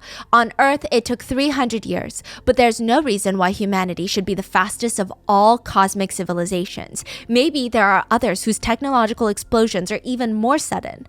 I'm weaker than you, but once I received your message and know of your existence, the chain of suspicion is established between us. If at any time I experience a technological explosion that suddenly puts me far ahead of you, then I'm stronger than you. And on the scale of the universe, several hundred years is the snap of a finger. And it might be that my knowledge of your existence and the information I received from our communication was the perfect spark to set off my technological explosion. That means even though I'm still just a newborn or a growing civilization, I'm still a big danger to you. So it's saying that anybody, even if they're weaker, they can surpass you. Yes, and become a threat. It's the incentive of the stronger to kill the weaker at this point. Because at any point they can become stronger to you, and who's to say that they operate on the same ethics and morals as you do? Got it. So even if someone's like little, yeah, okay. And very soon, they could be more powerful, more advanced than you. And sure, they seem nice, but it's the chain of suspicion. It's basically game theory. You're predicting outcomes based on multiple participants. Civilization 2 tells Earth, we're good people. We're weaker than you and we're very good people. We're nice. If Earth believes them and decides not to kill them, Civilization 2 lives. But now, Earth is left wondering, what if Civilization 2 lied? Or what if they get more evil as they grow more technologically powerful? Then we need to annihilate them while we still can. Or what if they're good, but they later turn evil? Then we need to annihilate. Or what if they're good, but they think we're bad? They don't think that we're also good. So being good, they need to technologically explode, and then they're going to kill us because they think we're bad. But Civilization 2 is also having the same thoughts. Maybe Earth is nice, but they don't trust that we're good, so they're going to kill us, which means we need to kill them before they kill us. Do you see the chain of suspicion? Yeah. It's very complicated. It goes on, and ultimately, the chain of suspicion, there's only one correct answer. If survival is the only thing that matters, you kill on sight. Because according to the book, There is no universal moral code that living beings abide by in the galaxy. It reads, on Earth, humankind can step onto another continent and without a thought destroy the kindred civilizations found there through warfare and disease. But when they gaze up at the stars, they turn sentimental and believe that if extraterrestrial intelligences exist, they must be civilizations bound by some universal noble moral constraints. Insinuating, if humans can't even be good, why would they expect any other life in this universe to be good and treat us with kindness? That is the chain of suspicion. And in the Yuzu office, there is a chain of suspicion taking place.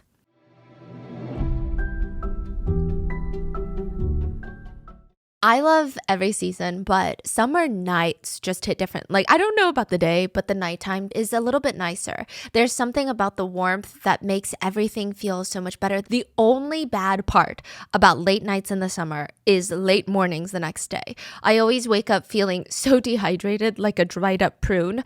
And that is why Liquid IV is a staple in my summer morning routine. Liquid IV is the #1 powdered hydration brand in America, and for a reason. It has 3 times the electrolytes of the leading sports drink, plus 8 vitamins and nutrients in a stick that is so convenient to use. I always keep a few sticks of Liquid IV in my kitchen counter so that I just never forget to make a glass of Liquid IV with breakfast. It is the perfect way to start the day. I feel fresh and hydrated. I even feel like my skin looks better when I remember to take Liquid IV. And it's just so simple to make. You just grab a glass of water, you tear, pour, live more. The Liquid IV sticks are also super convenient to just carry around. Just throw a few in your car. I throw them in all of my bags, especially my travel bags, because when you're traveling, trust me, it just helps counteract the airplane air. But my favorite part about Liquid IV is that it tastes like a summer treat. My summer staple is the raspberry melon or the white peach. I really like the raspberry melon. I recently got on that kick and I feel like the flavor is just made for summer. It's sweet with a hint of tartness, and I have no idea how they make it sugar-free with no artificial sweeteners. Well, actually, I do have an idea. They use a proprietary allulose blend, which has the same texture and sweetness as sugar, but without any of the calories. Liquid IV sticks are also non-GMO, vegan, gluten-free, dairy-free, soy-free. So turn your ordinary water into extraordinary hydration with Liquid IV. Get 20% off your first order of Liquid IV when you go to liquidiv.com and use code ROTTEN at checkout. That's 20% off your first order when you shop Better Hydration today using promo code ROTTEN at liquidiv.com.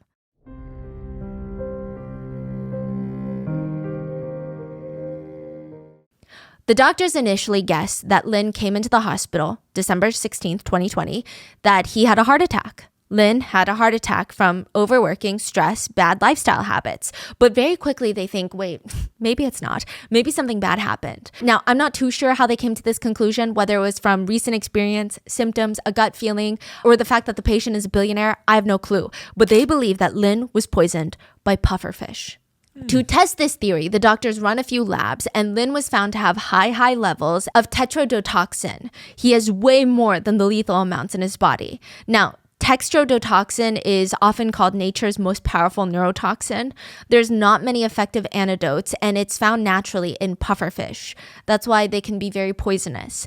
And once there's a lethal amount inside the body, it results in typically paralysis of muscles. If it's serious, it leads straight all the way to respiratory death. That is what the doctors believe Lin was poisoned with.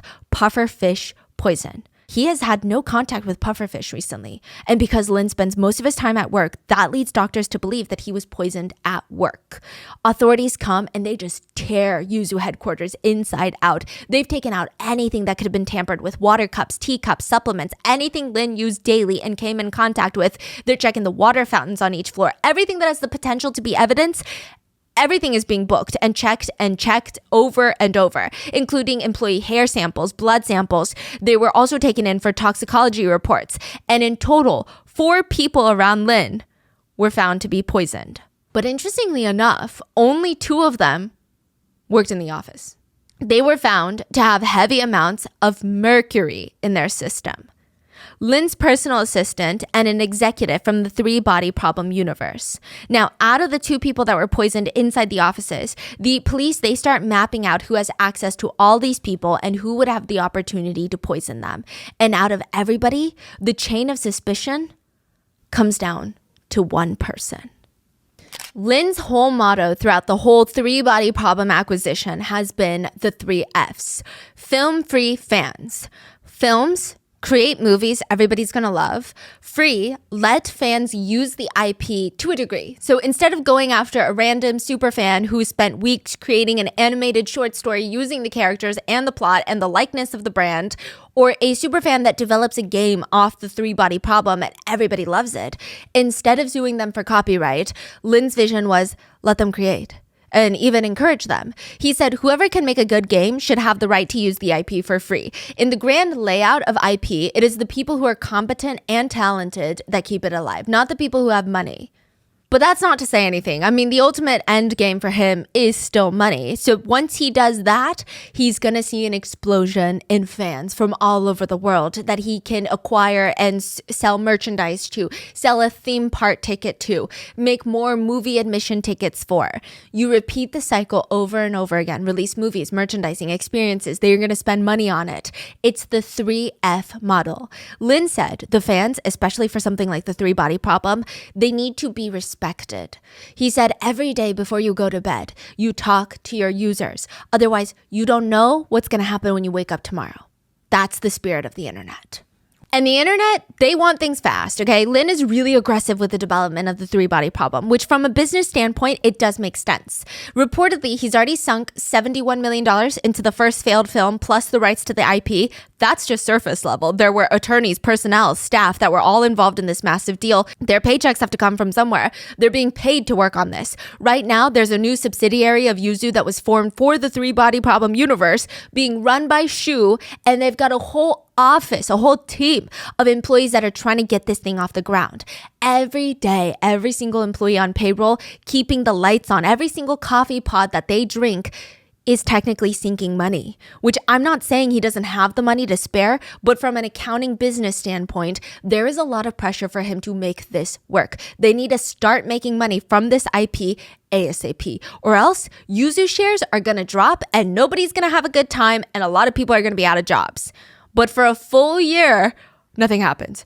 It's radio silence inside the 3 body problem building. When was this, you say? 2019. A year after they acquire the rights, nothing is happening. Nobody knows what the hell they're doing and what the hell is going on. What do you mean you don't know what's going on? I don't know. I don't even know who I'm supposed to be reporting to. The whole thing is chaos. Everything is stalled because the head of the company is a lawyer who has zero experience in the entertainment industry. He has no idea what he's doing. Nobody wants to listen to Shu because all of his contributions as of right now are misinformed or dumb because he's just a lawyer. What does he know about this business?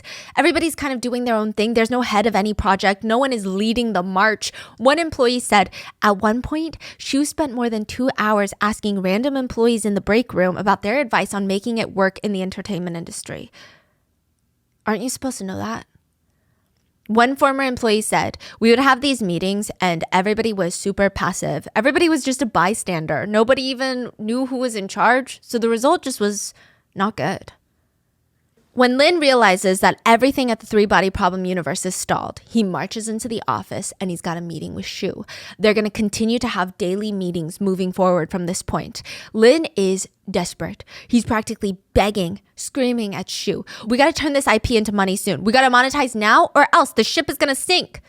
Shu is calm. He always is. That's his trademark. He's in his 3-piece suit, polished leather shoes, and he just looks at Lin and he suggests, well, the solution is we just release the first PowerPoint movie that you already made so that we can make some money back. The freaking PowerPoint movie? Lin blows up. I mean, that's crazy to even suggest. I mean, it's going to ruin the name of the brand, everything.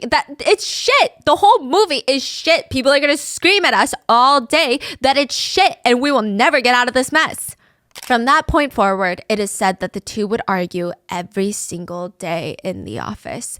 Former employees said you could hear them arguing nonstop. Sometimes when Lin, the billionaire, would get extra passionate, he would pick up cups with water, tea, whatever's still in them and throw them, chuck them at Shu. If it was particularly emotional of a fight, he would pick up a chair and chuck it at the wall. Everybody tried to act like they didn't see what was going on, but they were really loud. Sometimes they would hear billionaire Lin screaming at Shu, "You are a stray dog that I brought in from the street. I fed you, I took care of you, but you can't even do anything. You can't even do the basic."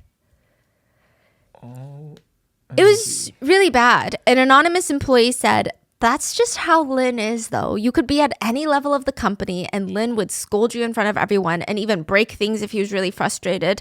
His management style is quite rough."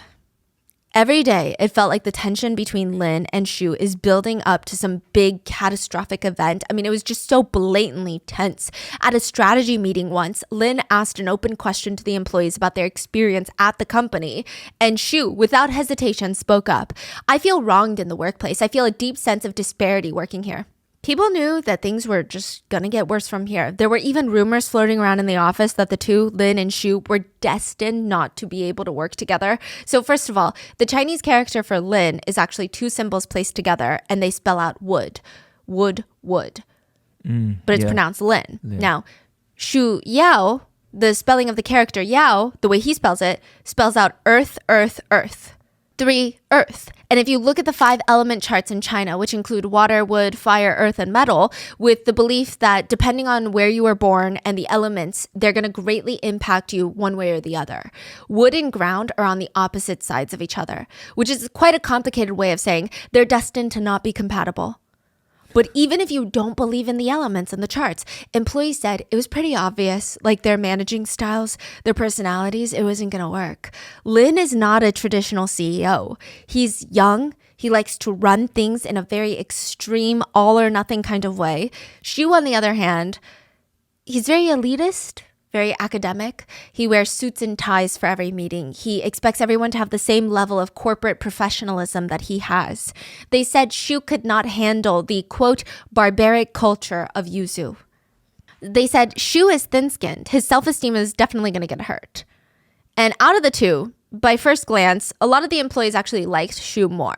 They said he's soft-spoken. He is quite nice to his subordinates. So the people that work under him, he's nice to them. If you do something wrong to Lin, he's going to throw a teacup at you. If you do something wrong to Shu, he's going to, in a very corporate way, tactfully express his disagreement with your actions. You open up the dictionary and you look up corporate executive, it's going to be a picture of Shu. He has the power of 3. Right now, he's got high education, high income, high position. He does have a pretty elitist air to him. One of his employees said he's stern and he sets boundaries, and he has to. But other than that, he's an easy person to get along with. However, at the same time, it is not easy to break the barriers into his close circle of friends. AKA, he's as professional as it gets. He's that employee, you will never know what's going on in their personal life. A colleague who worked closely with both of them said, "If I had to compare the two, I would say that Lin is a very internally driven person. He will try to solve problems by improving himself, and it's all about what's going on inside. Shu, on the other hand, is a very externally driven person. The environment, his peers, the surroundings he's in have a great influence on him. Lin is kind of like a loud car, making noise down the street. Dangerous, loud, but you see it coming and you hear it from a mile away. Shu, he's silent, but he's powerful. He's like a volcano. You just never know when he's going to explode. He feels unpredictable." Really? The quiet one. Yeah. Now, there were a few odd instances with Shu. One colleague remembers they were in the break room once together having a super casual conversation, and Shu just offhandedly said that he really, really likes reading novels about poison masters and dark magic. Witch doctors, he called them. The employee thought it was interesting since they know that President Shu is a lawyer and he seemed very by the books, like a very straight edge, rigid kind of guy. So it was surprising in that sense, but maybe it's not. It's just a little unexpected. But more alarming was the incident with his secretary. Everyone in that office that day likely remembers it was just such a strange moment. Shu was going out of town for a business meeting. His secretary is staying in the office. She gets off the phone with him and runs to the bathroom crying. Apparently, Shu had gotten to the airport. He's about to board the flight, but the flight attendant is like, "Oh, sorry, sir, you can't board." "What do you mean I can't board?" "Yes, I can. I'm going to board the freaking plane." "No, sir, you cannot board because this plane is not even headed where you would like to go. You are at the wrong gate." Xu himself had walked to the wrong boarding gate inside of the airport. He missed his flight by going to the wrong gate, called his secretary, and screamed at her for 45 minutes straight. It is said the words he used were so vile that it is out of a normal person's imagination. The dirtiest, most filthy words were sprayed all over the sky, is how it's described. Wow. After he hung up, his secretary broke down in the office completely and submitted her resignation letter, which he rejected. Because he profusely apologized. He told her, I am just under a lot of pressure at work, as you can tell clearly, so the emotions have gotten the better of me, but it's never going to happen again. I would love if you could forgive me and come back to work. I will make sure that this never, ever happens. But you know the kind of pressure, right? That Lin has been putting us under, right? Lin feels like every single day that Xu is president, they are throwing money into a fireplace and lighting it on fire. On top of that, to add fuel to the fire, in 2019, a movie called Wandering Earth is released. That was like, it was number one. It broke all the records. So The Three Body Problem is one series of the author's book collection, and that is the IP that Lin owns now. But the movie Wandering Earth is the author's newer series that was adapted into a movie written by the same author of The Three Body Problem. And I mean, this is probably the biggest Chinese sci-fi movie at the time. It grossed $673 million in Chinese theaters. At the time, that one movie broke almost every single film record in China, and it kickstarted a whole sci-fi trend. Before this movie, sci-fi was big in China, but it was not mainstream. Yeah. Everyone and their mom wanted to see Wandering Earth. They wanted to see aliens at this point. It was, by all accounts, a massive success. And every day, Lin comes into the office, he opens up the news reports, and he is tomato red. Three Body Problem Universe is technically bigger of a series than Wandering Earth. They have a bigger fan base, and they're sitting on the rights of the biggest series ever, and they're sitting on a golden egg, and right now is when everybody wants to see it. They don't want to see it 5 years from now when the sci-fi trend is over. They want it right now. Even if they start filming now, it's going to take years to hit theaters. What if the sci-fi trend is over, huh? Lin would take it all out by screaming at Xu. You are a useless general and you're exhausting our whole army and resources. Now, there is a Chinese saying, one mountain cannot fit two tigers. One throne cannot fit two kings. Lin brings in another person, a third body. Everyone, please meet the newest vice president of Three Body Problem, Zhao. Lin brings in a younger, more experienced vice president into the company, and it is very, very clear what Lin is planning. Zhao is Xu's replacement, and he's breathing down Xu's neck every single day, asking him why they have nothing to show for the Three Body Problem IP. Lin doesn't even hide the fact that he favors Zhao. Zhao is basically acting as the president of the Three Body Problem and just starts making executive decisions, ignoring and disrespecting Xu completely. Xu has no real power at this point. He just has a title. He doesn't even have his salary anymore. Most of Xu's $3 million salary comes in the form of a bonus at the end of the year. But in 2020, Lin is telling Xu, don't even expect a bonus, because what have you done to warrant a bonus? Without a bonus, Xu's salary is about $500,000 a year, which to him is nothing. It is not nearly enough to put up with the emotional trauma every single day of having cups thrown at you, chairs thrown at you. He feels like he's being used as a punching bag. And as Xu's life and career are falling apart, and it feels like everybody in the office is laughing at him when he walks in, Zhao, the VP, is living the dream that Xu feels like he was promised. Yuzu Games and Netflix signed their deal. Xu was not even part of the conversation. He's not even mentioned once in a single article or in any of the press conferences. His name is nowhere on that project, not even in passing, even though he's technically the president of the Three Body Problem universe. It is announced that Lin and Zhao are going to be executive producers on the show alongside some of the most iconic showrunners in TV history. Game of Thrones showrunners David Benioff and D.B. Weiss. Brad Pitt and Rosamund Pike are also, regardless of how you feel about them personally, but like in terms of names in the show business, Brad Pitt holds a strong name and we love Rosamund Pike. Brad Pitt is part of Three Body Problem? Executive produced.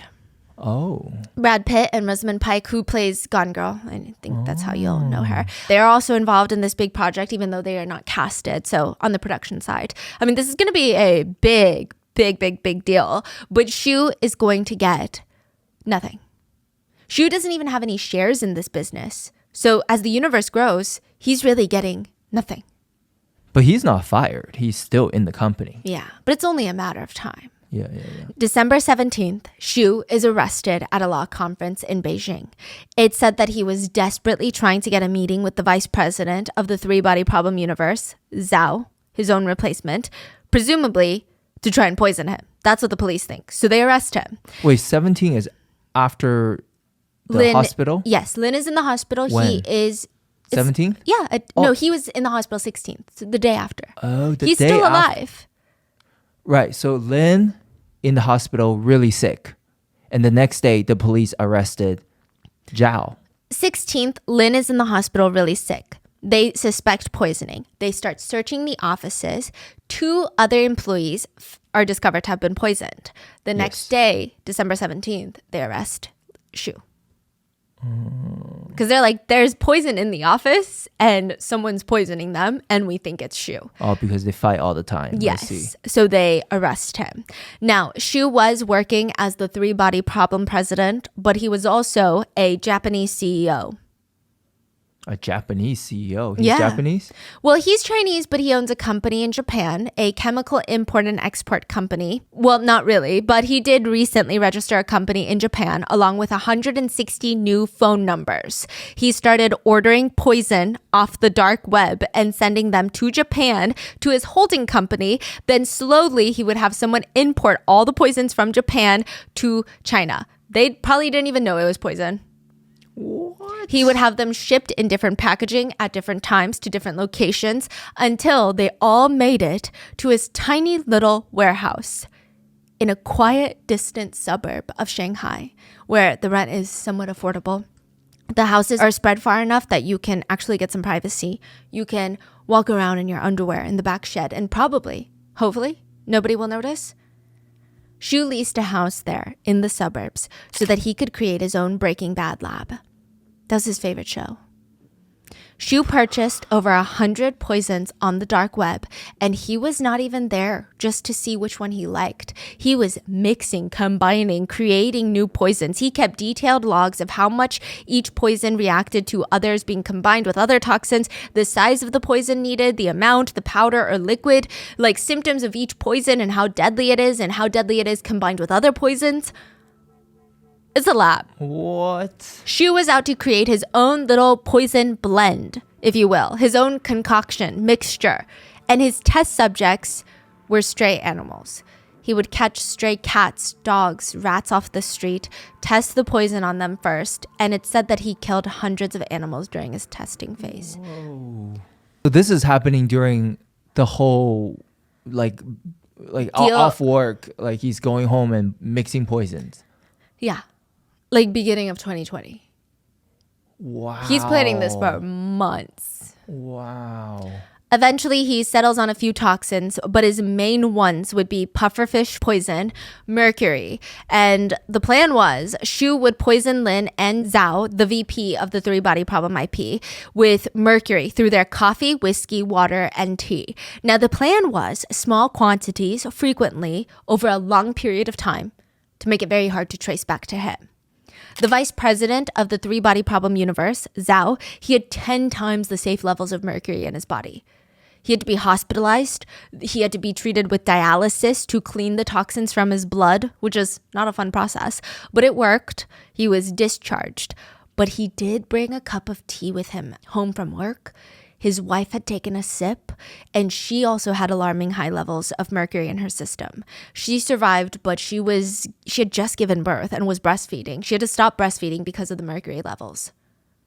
Whoa. Now, the curious part is Lin's personal assistant was also poisoned. Lin makes sense. He's targeted by Xu. The vice president makes sense. He's targeted by Xu. His wife makes sense because she took a sip of his coffee and he's targeted by Xu. You get it, right? But what about the assistant? Did she wrong Xu? Not exactly. Earlier in December, because again, he was hospitalized 16th. Earlier in December, Xu had walked into Lin's personal assistant's room with a little bottle in his hands. He places it on the desk. She looks at him, confused. Probiotics. They're from overseas. They're probably the best I've ever had. Highest quality, great for digestion and stress. Tell Lin that they're from me. The assistant takes the bottle in her hands, and before Shu walks off, he tells her, actually, can you make sure that he takes it every day? You know how he's so forgetful. Shu decides that he wanted to kill them now. The mercury, it was just taking so long. They're too young, they're too healthy. He needs to give their bodies a big push. So he puts pufferfish poison with a blend of other poisons into the probiotic capsule. Now, the original plan was to try and kill Lin and the vice president at the same time with probiotics. But at this point, Shu and the vice president are fighting so much, even more than he's fighting with Lin, that if he were to give him a bottle of probiotics right now, or even to his assistant, they'd be in the trash. So only Lin would receive the probiotics, and there were a total of 30 pills inside, and only 1 or 2 of the capsules were poison. What? So it's like he's going to take it every day, but you don't know when it's going to hit. It's like playing Russian roulette with his life. But that still doesn't explain how mercury got into the personal assistant system, because she didn't have pufferfish poisoning. She had mercury. She didn't take any of the probiotics. But remember the tea that was tainted with mercury? Well, Lin only drinks the finest teas. And sometimes he wouldn't finish the whole teapot. He would have this little teapot with tea left over that he didn't pour into his tea glass. And the assistant, instead of washing it out, she would pour it into a thermos and take it home to drink, because it's like $5,000 per pound of tea leaves. When else is she going to get money like that to drink this kind of tea? Is she okay? Is she Yeah, alive? she's fine. She's alive now. But I mean, fine as in she probably went through a lot, but she's alive. Wow. The tea was poisoned with mercury. Now, the police now know who tried to kill Lin and how they did it, but they have one last thing. What are the other toxins inside the capsule? There's a rule of thumb. If a snake bites you, you kill the snake and bring it to the doctor.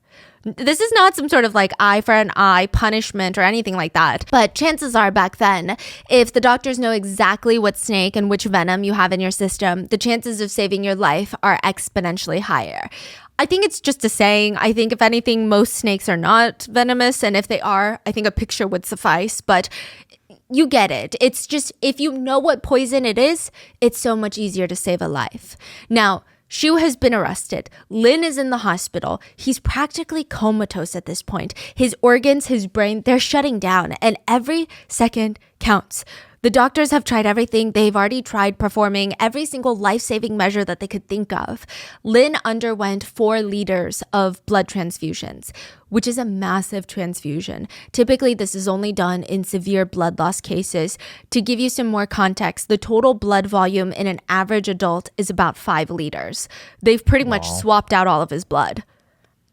They want to get rid of as much toxins in his body as possible. And for a second, from December 16th, since the blood transfusion, they thought it was kind of working. His state was becoming more stable, but out of nowhere, it just starts deteriorating again, just downhill. He becomes in a comatose state. Doctors believe that Lin was poisoned with a variety of toxins, and they're still attacking his body. They're attacking him while he's in a weakened state after the blood transfusions. So all they need is to know which toxins are inside of Lin so that they can try their best to either get it out or find an antidote, proceed with the smartest course of action. Shu refused to tell the doctors what he poisoned Lin with. He will die if Shu does not tell the doctors. Shu remained silent till the very end. December 25th, 2020, 39-year-old Lin Qi was pronounced dead. When his body was autopsied, they found at least 5 different toxins in his body. He had high levels of mercury and about 10 times the lethal amount of mercury that was severely just damaging his internal organs. And then 5 other smaller toxins, and it said that they were eating away at his organs like termites eat dry, rotting wood. I will say Lin is not the perfect victim here. He's a billionaire, which already raises ethical concerns. On top of that, he undoubtedly created some pretty hostile work environments. It's likely that he at least screwed over one person during his career, if not many people. He worked his employees to the bone at one point. He was very temperamental. He could turn on someone in the fraction of a second, and you wouldn't even see it coming. And it seems like people either really loved him, or they had some really harsh things to say about him while he was alive, that is. His friends said that he was definitely a more misunderstood character. They said that he was very tough and passionate to the point of being aggressive. The words his friends used to describe him were enthusiastic, but also very righteous in what he believed in. Not saying what he believed in was always the right thing. Just if he had an opinion about something, he was very passionate about it. He wasn't evil, is what the friends say, or trying to hurt people. He was just someone that didn't treat anything casually. He didn't treat anything indifferently. Like, he was emotionally invested in every little thing. And that emotional investment would translate into this very aggressively passionate conversation. Even when he played games, he was really aggressive. He liked games that were zero downtime. So games where you're just shooting the gun nonstop. There's no moment of rest. There's no walking around. There's no building something. Like, you're fighting someone nonstop. When Lin's teammates would drop the ball and the whole team would lose, he wouldn't even scream. He would just get very serious and say, again, let's go again. He had this very intense big brother vibe about him. He would yell at you during lunch about how your business idea was stupid and it's never going to work and you're dumb for thinking that it's going to work and you need to stop being so stubborn about the stupidest things. But then on your way out, he would pat you on your back and hand you a bottle of whiskey. You drank 2 glasses during lunch. It seems like you enjoyed it. Here, take a bottle with you. You go home, you look it up. It's a 50-year-old bottle of Yamazaki whiskey that costs about $100,000. What? He would stay updated on all the projects Nanjing alumni would have, students who graduated from the same university as him, and he would invest $1 to $2 million per project that he was intrigued by. The head of PR said, when my daughter applied to an American college, the busy founder, the busy CEO himself wrote a letter of recommendation for her. One time, a random employee went to a meeting with Lin, where he probably yelled at everyone during the entirety of the meeting. During a quick break in between meetings, Lin turned to him. "Did you eat lunch yet?" No, sir, I haven't had the time yet." Lin broke off half the hamburger in his hand and handed it to the employee, and they shared a little meal together. And they said that the man was incredibly smart. A friend of his said they had gone on a business trip together once, and Lin turned to him, "What books have you been into recently?" The friend recommended one, and during the 2 hours on the plane ride, Lin finished the whole book that took the friend much, much longer than that. And he was able to really have these thought-provoking conversations about the book. He really absorbed it. He did not just skim it. He was able to grasp all the concepts and ideas. But again, he's a very intense guy. His idea of working through an idea was to argue about it. To him, brainstorming was screaming at someone and having a fight about it. To the employees, he was straight up bullying them at times. And once he was set on an idea, he would bulldoze through everyone and anything to make it happen. But regardless, he was a father to 3 children, and he should have been here to see them grow up. And they're all minors. One Yuzu staff member wrote on social media, "You saw through what was imperfect, but still believed in beauty. Encountered unkindness, but still believed in kindness. Goodbye, youth. We will be together and continue to be kind. Believe in goodness and continue to fight against all that is unkind." One of the employees posted from Lin's account to all of his 2,000 employees at Yuzu, and I'm sure it was approved by his family, but it's a quote from Steve Jobs that apparently Lin really liked, which reads, "I would trade all my technology for an afternoon with Socrates. Goodbye, kids." Before Lin's death, a month before, he was asked in an interview about the 3-body problem, about life and death, and it was a pensive conversation about how he views his legacy. And he said, "What I think about more is how to say goodbye to the world in 10, 20, 30 years, or even when I'm 90 years old. Legend has it that your mind will be very clear when you're about to die, and you will have this extreme moment of clarity. And at that moment, it's, how do you say goodbye? I'm very afraid that I'm going to be laying there thinking, before I die, how did I destroy the 3-body problem?" Wow. And this is a month before. Yes, Lin would never make it to 90, or even to the next year. He would be killed the next month. Because Lin is in a coma before his death, he would also never get to have that moment of supreme clarity that he had been hoping for. He had been robbed of it. The 3-body problem by Tencent in China was released in 2023. It was a massive hit with a super high ranking of 8.7 out of 10. The animated version that was released on streaming platform Bilibili in China was approaching the 100 million views mark. Netflix's 3-body problem was released a few months ago, March 2024. And Lin would never get the chance to see any of those projects come to life. Some netizens stated, think what you want of Lin. He's a billionaire. You know, he seems incredibly temperamental. I guess he's loved by his family and friends, but he's feared by most of his subordinates and most of the business world. But in the end, one thing is pretty undeniable. He did seem to genuinely care for the quality of the three-body problem. Lin is credited as an executive producer on the recent Three-Body Problem release in Netflix posthumously, so post-death. Now, there was nothing in Shu's plan that indicated that he was trying to get away with this murder. Everyone in the office knew that Shu was on the out. He was hated by both Lin and Zhao. He had been humiliated. His ego was wounded. An employee said it was very clear that Shu made the whole three-body problem deal his whole personality, and he based his whole self-esteem off of it. They said he would practically puff up his chest and proudly state, other people have tried to take on this project, but none of them took it forward after touching it. Except me. We closed the deal. We legal professionals are here to put out fires, break up deadlocked negotiations, but we must also have the courage to be change makers. And now, all of that is going to be gone. He feels like it's going to be taken away from him. In return, Shu would give Zhao and Lin gifts. Tea, coffee, whiskey, a bottle of probiotics. And that's just the surface level. If anyone digs even 2 seconds deeper, they would find 160 phone numbers registered to his Japanese holding company. The house he was renting had evidence of poison that he bought off the dark web. He's objectively an intelligent person. He's likely going to know that he's going to get caught. So what? He's going to burn himself just to burn them? The dark forest, press the button, destroy everybody? Like, what does that mean? Most netizens don't think so. They think that Shu genuinely believed that he was going to get away with murder. Shu, to give you some context, went to school in France and the US. A lot of netizens think that that's influenced the way he's handled his own murder trial, because he's on trial for murdering Lin.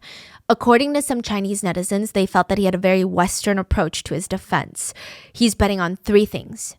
Don't talk, hire an expensive legal team, the top of the top, and get expensive psychiatric evaluations that will state that you are not mentally in your right state of mind.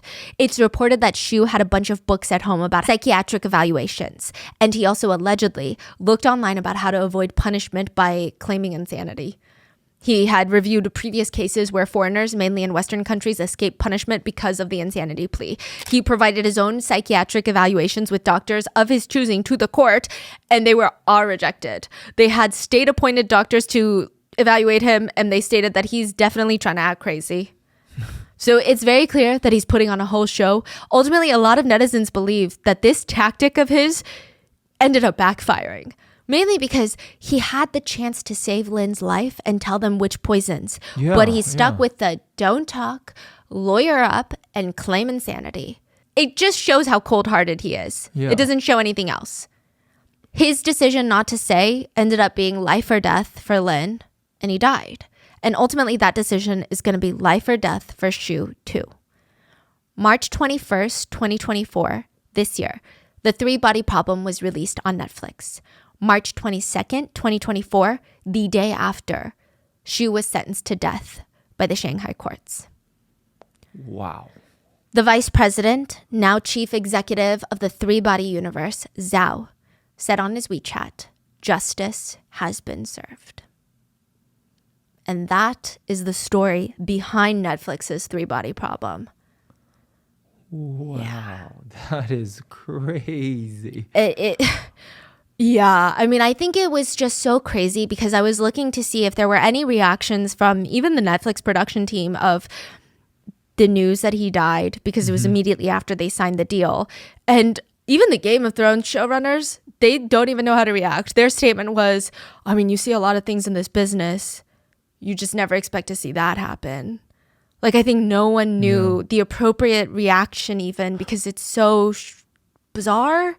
Yeah, but you said at the beginning it was Amazon? Yes. They did say something? Or? Yeah, so an insider that was allegedly at the Amazon meeting said that 2 years later, when they found out that Lin was killed by Shu, they said, yeah, I'm not surprised. Like, the amount of tension in between that Yuzu group was just out of this world. Like, I'm not surprised that someone killed someone. Ah. Yeah. Wow. And I mean, what are your thoughts? Have you guys watched The Three-Body Problem on Netflix? It's it's actually not doing well compared to the budget that they spent on it. Really? There's not even conversation about, yet at least, if it's going to be renewed for season 2. Huh. Which is kind of crazy. What are your thoughts on it? Let me know in the comments, and please stay safe.